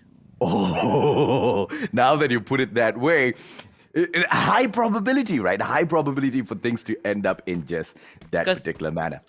Yeah, because of how things right now, like even if we look at the tiebreaker rules, Auto Knockout wins in every department. They have the same Booyah, but they have higher ranking score and higher kill score. Yeah. So if that 1 point knocks 7-9 out of first place, oh man, that would be the best ending for FFMC. And this is Auto Knockout with free food right in front. EGMX. I'm sorry, EGMX, but you guys can go ahead and prove me wrong. I highly doubt that's gonna happen though. Auto Knockout, if they manage to pick these 4 kills up, they'll just nullify all of the advancement that 7-9's making in the game. Well, if EGMS can damage AKO, or AKO, I mean, if AKO makes it to the final circle, then 7-9 probably has no chance, and it seems like they are doing just that. Forza ready down, and EGMX, when are they gonna retaliate? Maybe now. Augie pops his head out. Oh, beauty! It's a bit wide, and Roy comes in from behind. The entire formation of EGMX falls apart. This should be it for EGMX. 2-on-1. Lucky Axel does not stop. He just zooms out of there. But here comes Augie. Augie with the opportunity to take Roy out of the equation. Double vector falling through. Nate being pushed through as well. He gets knocked and he is not able to respond. Auto knockout. Tactical takedown onto Edix Max All-Star. Triple kill. Wow. Wow. AKO. They did lose too fast. Yeah, they did lose too fast. But other than that, AKO still standing strong. 6 kills in the bag. Blacklist International just clean up their side as well. So they will continue that run into the circle, and this is scary for 7-9. The first place is definitely gonna be threatened. And if you kind of rewind, it's just because of that last round where they got knocked out by OVD, Overdose LT, like the biggest villain in this entire hero arc of 7-9's miraculous run after being acquired. So look at Pascal just going for a swim. And why not? This was shaping up to be one of the best story arc for 7-9 after the roster got acquired. But Overdose LT just had to make it a bit more complicated with the round just now. And we have talked about how 7-9 needs about 8 points, but to be more specific, 7-9 needs 8 points more than Auto Knockout. To be safe, 9 points more than Auto Knockout just to secure themselves that #1 spot. And to clarify yet another thing, Auto Knockout is definitely in that #1 spot already, and Geek Fam has been pushed down. Very, very interesting to see how things will unfold, because the next challenge for the side of 7-9 will be 2 Titan squads, Blacklist International as well as Freedom Rumble, Husky. Yeah, absolutely. Now you can see some nine just they will take on Blacklist later on, and Freedom Rumble they're heading towards AKO. Oh, this is gonna be interesting. Again, the longer AKO survives, the worse it is for Sub 9. But Oh lord. wow, Oh lord. boy's getting shot at. Oh, Oh what? god. And he's dead. What did he expect out of this whole equation? Demon 76 as well as X-Boys should be able to snipe it out, and 4X-Men Expert will be able to eliminate the rest of the players from Eternal Oh, Watch and boy. Land. Let's see if or not that happens. Now Freedom Rumble dropping in, and I don't think this is gonna be something that they are happy about. Roy very smartly jumps up onto the roof and then goes for the prone. Axel might be able to take Appam out. Appam right behind him. Axel comes in with the response, but no, unable to go in, and he gets eliminated, deleted as well by Cobbs. Well taken, Freedom Rumble in here to snuff the hopes and dreams of Auto Knockout. 7-9 might still have an opportunity. Oh, Freedom Rumble doing God's work for Sub 9 right now. But Eternal Watch and they want to finish off the last member of Team Fast Kill. And yeah, just take your time. Alright, the first one connect. One more. Triple There kill. you go. Team Fast Kill. Talk knocked out by Eternal Watch and Learn. This is the most hilarious fight that I've witnessed throughout the whole of FFMC, and I just don't understand it, my friend. I just don't understand it. Me neither. It's okay. Some things are best left unexplained. Appam, opportunity once again goes in, but he will just be trying to scout out the rest of the players. Freedom Rumble drags They this took out time Lemon round. as well. Oh, Lemon's on the ground. My apologies, missed that. Yeah. There we go. AKO down to 2 members. After that encounter, they're just gonna leave him to bleed out. It's a very, very slow death as they look for the other members of AKO. Roy tanking the blue zone now, so he has to come in pretty soon. But look at who's on the horizons. OVD. Yeah. So the glue expires. Oh, what? Cobb gotta get off the bike right now. Drops the blue one, takes the fight. The rest of Freedom Rumble coming in. I don't know how Freedom Rumble is taking this, but they're doing it well. Up with the second kill onto Zeri and Overdose LT. Somehow not able to capitalize on Freedom Rumble. But Overdose LT get wiped out. They 4 get more wiped kills out. for Freedom Rumble. But they have just given a blessing. A blessing of time towards Auto Knockout. But of course, the zone now gonna be the next challenge for Auto Knockout to manage. Freedom Rumble gonna continue gatekeeping them. Overdose LT just wasn't enough of a distraction. Yeah, and we'll see if they can, if they see Roy. But oh boy, Black International against 7-9. This again, the most important exchange in this final round. 7-9 needs to stay alive, and they need to get the kills. Any kills that doesn't go into 7-9's pocket will be bad. But it's not easy to get onto Blacklist International though. They all are playing the high ground. They all are playing on the rooftop of factory. Where 7-9 they will just have to wait. And this whole situation here is what it's the best situation to bring up the example of how important these kill points are, right? Because just having 1 point for each and every single takedown that you get over your opponents, and having the placement points just not so wide apart from each other, depending on what sort of a spot you get within each and every single round, just makes the competition so tight. And you don't get a rest. You don't get a breather, literally. I mean, you have to perform game after game after game. And of course, Auto Knockout looking to do that. Roy, the zone gonna take him down, and he has no options left. Auto Knockout is out of the run, and it is all up to 7-9 right now to pick the number 1 spot, Husky. Oh, this is gonna be very close. 7-9 has to get through Freedom Rumble. They have to get through Blacklist International, and look at that. Blacklist International chipping in as well. And he actually gets the down. Oh, Phoenix. He gets the down, but not the knockout yet. And Shura, Whoa! good shot onto Phoenix. But Blacklist International still standing strong. Clanks picks up his buddy, and Drax will do the same to Appam as well. So no casualties yet, but you can see 7-9. They smell blood. Miro is looking. And maybe Sem9 can make something happen. The nade start to fly through. Miro gets tagged. Sem9 has to make a decision right now. They have to make a decision which team they need to fight. Time is gonna run up pretty soon. Circle gonna close it in a bit as well. Yeah, but Blacklist International definitely the ones who will be making more mistakes in comparison to Freedom Rumble. But I don't know how is SM9 gonna manage the pressure from Freedom Rumble and take on the ever so much more pressured Blacklist International. Cobra just cooking up the grenade right now to toss towards SM9. Newbie aggressing up forward. Freedom Rumble just gatekeeping both of these big squads here. And as things will break down, once again, SM9 needs 9 more points compared to Auto Knockout in order to secure that number 1 spot. Are they going to be able to do it? Freedom Rumble as well as Blacklist International looking to make that an impossible task. Miro right now going to be challenged. Drax goes in for the quick peek. Is not able to go in for the jump. Demon 76 takes down Maru. Miro will get the knock on to Clanks, but they don't get the delete, which means the kill point doesn't fall into the back, and Blacklist International will be able to aggress on forward. And here is the complicated part. All of these teams now need to move on to the next zone, Asuke.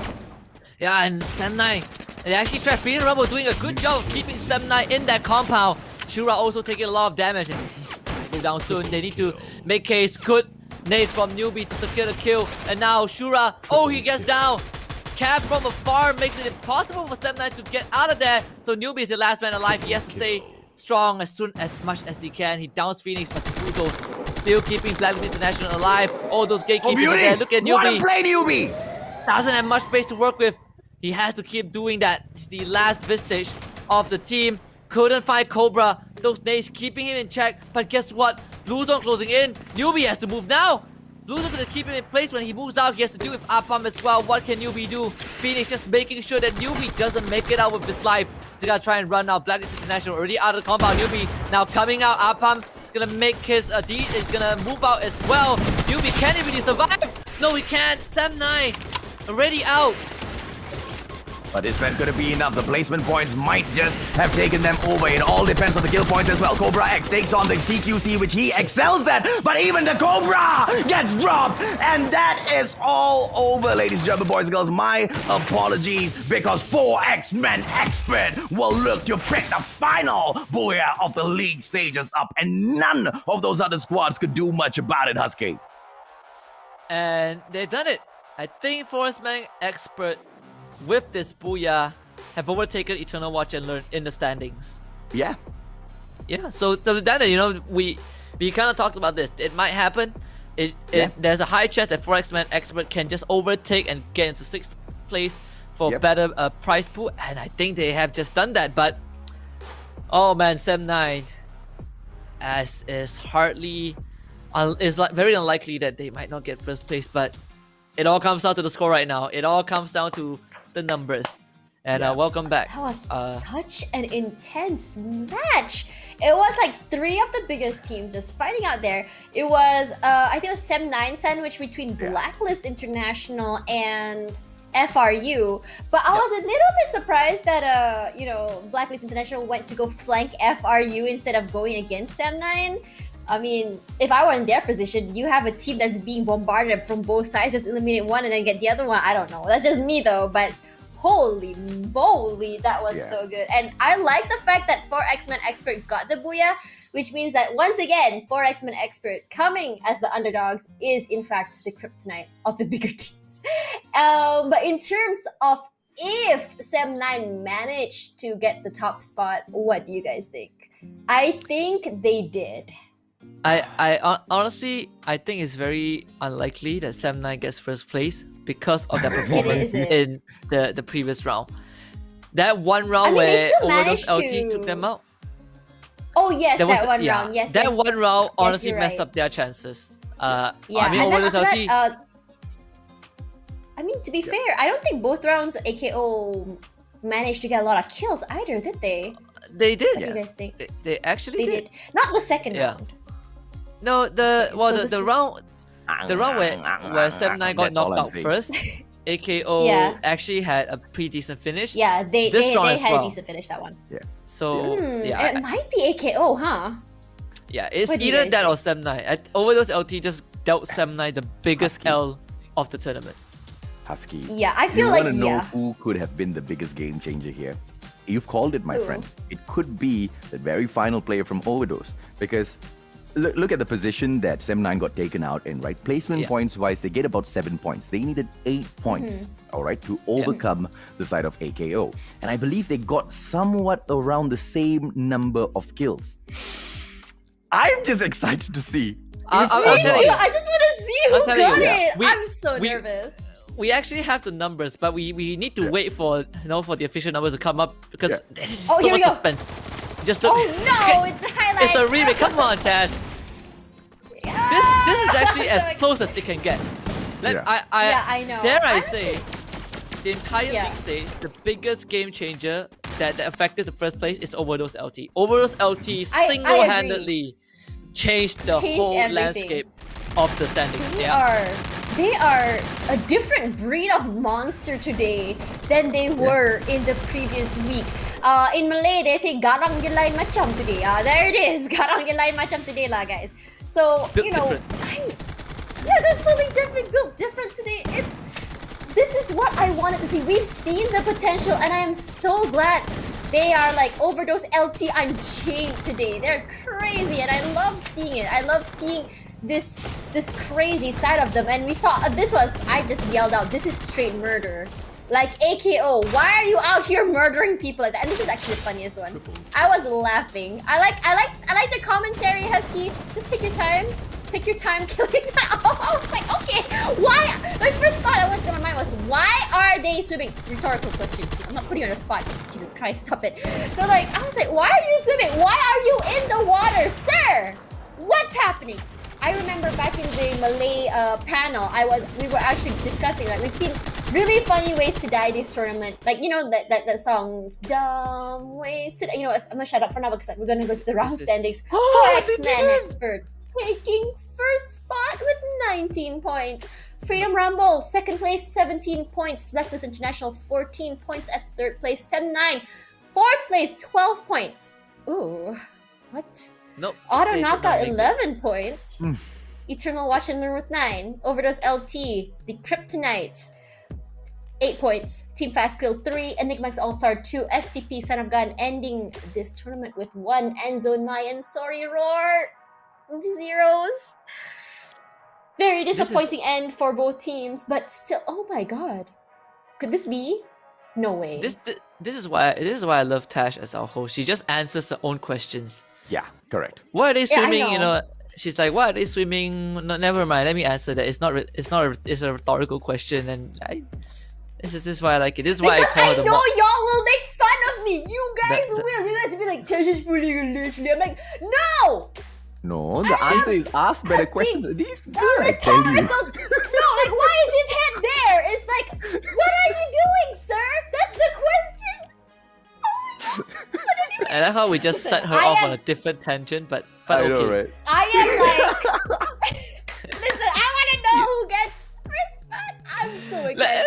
I have Dude, I think never been it's this Tash, invested basic before. mathematics. Like I told you, Sem 9 I was needs bad 9 in points mathematics, more than listen. auto knockout. They only got forgot 1 that. point more than auto knockout. Therefore, ladies and Let gentlemen, me boys be and girls, surprised. simple, Shut up. basic, Stop quick spoiling. math. Stop spoiling. Are you the guy that ruins anime endings? Stop it, sir. Oh my I don't want to know. I don't want to know. Do you not? This is taking too long. Hello? I feel like Production. this is. Production. I am confusion. I, Fast. I- Change it. Let me just say, I feel like today is going to be like the sample that's going to be used for future broadcasts to how not to work with a host or like how a broadcast should not turn out to be. I'm telling never you, getting the hired scores anymore. are very I'm close. so The- sorry, guys. The scores are actually But- closer than you would like to think. It's crazily close. Here we go. Oh my Look god! Just look at Auto Knockout and Sam 9. The only difference is 6 kills. 6 points. So, Just are 6 kill points kills. important? Yes. Are kill points important? There you go. This one Yes! answers it. We spent 4 Oh my weeks talking God! about kills, and this says it all. And the difference between Forestman Expert and Eternal Watch and Learn, 1 point. Just 1 point. That one booyah allow Forest Man Expert to get an extra 1,000 ringgit, I think. Bruh, holy moly. Oh my god. Okay, so let's just kind of go through this for a little while. Auto Knockout, their performance has been absolutely stellar this tournament, and I am so glad they managed to take the top spot because, well, hella deserved. Set 9 also. 420! I'm sorry, I couldn't resist myself. But, but oh my god. This is... I'm very happy to see this. I am completely content as to how this turned out. And what about you guys? This is definitely more competitive than MCP, like way more competitive Yes. than what Absolutely. I expected in the first This 2 was more weeks. competitive than the previous FFMCs as well, if you think about it. Yeah. I remember back then, like everyone was saying, Geek Fam was steamrolling everyone. This is not happening It's anymore. okay, I'm so sorry. Go on. It's okay. I'll give you an example, right? You look at the first 3 teams, AKO, Sunlight, and Geek Fam. The only thing that really separates these 3 teams are kills. Yeah. Right. Like honestly, like they are all their placement points. Geek Fam has only one Freedom less Rumble too. placement points. It does, and Freedom Rumble as well. It really all comes out to those kills. This is how important those kill points are. But well, good on Auto Knockout. Good for Auto Knockout, and very unlucky one for Sem9. Yeah. You You know what's unlucky? Endzone tried their best today to kind of chase up, but unfortunately didn't make it. 12th place getting to Secret Movement, 217 points, and Legend kind of slipped down again. From I think it was 8th place, 7th place, all the way to 11th place with 234 points. But you see Fastkill and Overdose LT just slowly climbing back up, not allowing their spot in the first half of the page to be taken over. And you know, definitely you can see a lot of improvements by Overdose LT, just slowly crawling their way up the ladder. Legend as well really tried, and you know, just not their day today, especially with the final round. I think they had a strong start today, but toward the last few matches they ended up with a 0, and I think that was the reason why they got kicked down a few more rungs on the ladder. So let's talk a little bit, let's go one by one about the teams today. Eternal Watch and Learn today. Aggressive, but it didn't really work out in their favor. I mean, I noticed that they do try. This is the Eternal Watch and Learn that we know. But how come it doesn't really work out for them? Like, what exactly is missing from their recipe? Is it a misplay on their part?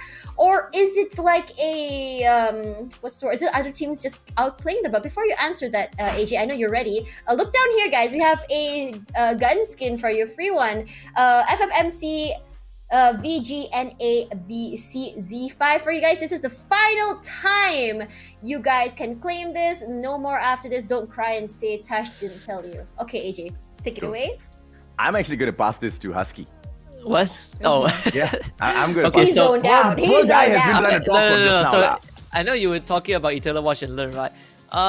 Same issue with some other teams, like Team Fastkill. You know, being aggressive is one thing, but you have to know when to be aggressive. You know, it's like you run. If it's like you try to run in a straight line, you have to know when to speed up and when to slow down. You can't just Right. step on the accelerator when there's a brick wall in front of you. It just doesn't work like that. You know? Right. So being aggressive is good if you do it correctly. It's bad if you just do it because you feel like doing it. You're gonna end up losing. Right. Like you look at Team Fastkill, they are in like what, 8th place, and you compare Team Fastkill, the amount of kills that they have, and also Sorry Roar. Sorry Roar Right. only has a difference of 3 placement points from Team Fastkill, 156 to 153. But what sets these two teams apart is that Team Fastkill has almost more than 40 kills. That is what they're good at. But what they're not good at is deciding when they should make aggressive moves, which is why Right. they're only in 8th place and they're not, any higher. I mean, if you put it that way, I mean, I think that the reason why they're good playing like that, it might be because it's the final day. We've seen better decision making from them, and now I think they may just be panicking. Like we've seen Overdose LT kind of go crazy, and they think, and they seem to be playing it well. But why is it not working out for Team Fastkill? Because they've been doing it since week 1. Yeah, exactly. And They're not really And adapting, but they did we manage talked to get about a Sem booyah 9, out of right? it, right? Yeah, we talked about Sem 9 and how Sem 9 is like a very close image of what Team Fastkill is. The only place where Team Fastkill falls short is, trying to get themselves placed in. It's basically all about positioning within the map. What Blacklist International was Right. doing so great in the first 2 weeks, and then all right, just to maintain where they stand on the board, was just not being pulled off to perfection by Team Fastkill. Today was that day, though, Right. that they had the opportunity to show exactly what they had, exactly what they are all about, and they took that opportunity. They managed to show us quite an impressive run. Yeah. Okay, so out of the bottom rung teams today, out of the top 12, the maybe 10, 12 till 9, which team performed beyond your expectations today? What team you kind of like did not expect them to kind of blow up today? OVD, man. Overdose LT? Yeah. I agree. Yeah, Yeah. it's either that or Legend. I think Or since Legend. since AJ said OVD, I would say Legend. I mean, OVD got an extra cookie, right, for messing up 7-9's chances Yeah. of first place, but Yeah. I think Legend did pretty Yeah. well. Yeah, but for now, I think we are just gonna be wrapping up today because we are gonna be having a 1 week break before we head on to the grand finals on the 31st of July. Guys, do you guys have anything you guys are looking forward to see during the grand finals? Because we've seen before where things just kind of like reset because everything is reset. So what are you guys expecting? I A lot am of people are gonna expecting hate me for today this. multiplied by 10. Yeah, Delta and a 5 lot by of 10, people Husky. are gonna hate me for saying this, but I want to see a new champion for FFMC, not Geek Fam.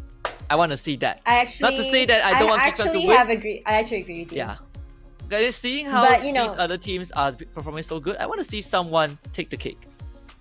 Okay, but for now, that's all for today. Thank you guys so much for watching and bearing with us for the past few weeks. So for now, get ready and set your calendars for the 31st of July where we will be seeing the 12 teams making it over to the Free Fire Malaysia Grand Finals with a 60K up for grabs on the first place. So for now, I'm Tash Benny, your host for today. Thank you guys so much for watching. Alongside AJ and Husky, don't forget to follow and like this live stream and make sure to tell your friends what's happening soon. Goodbye, everyone.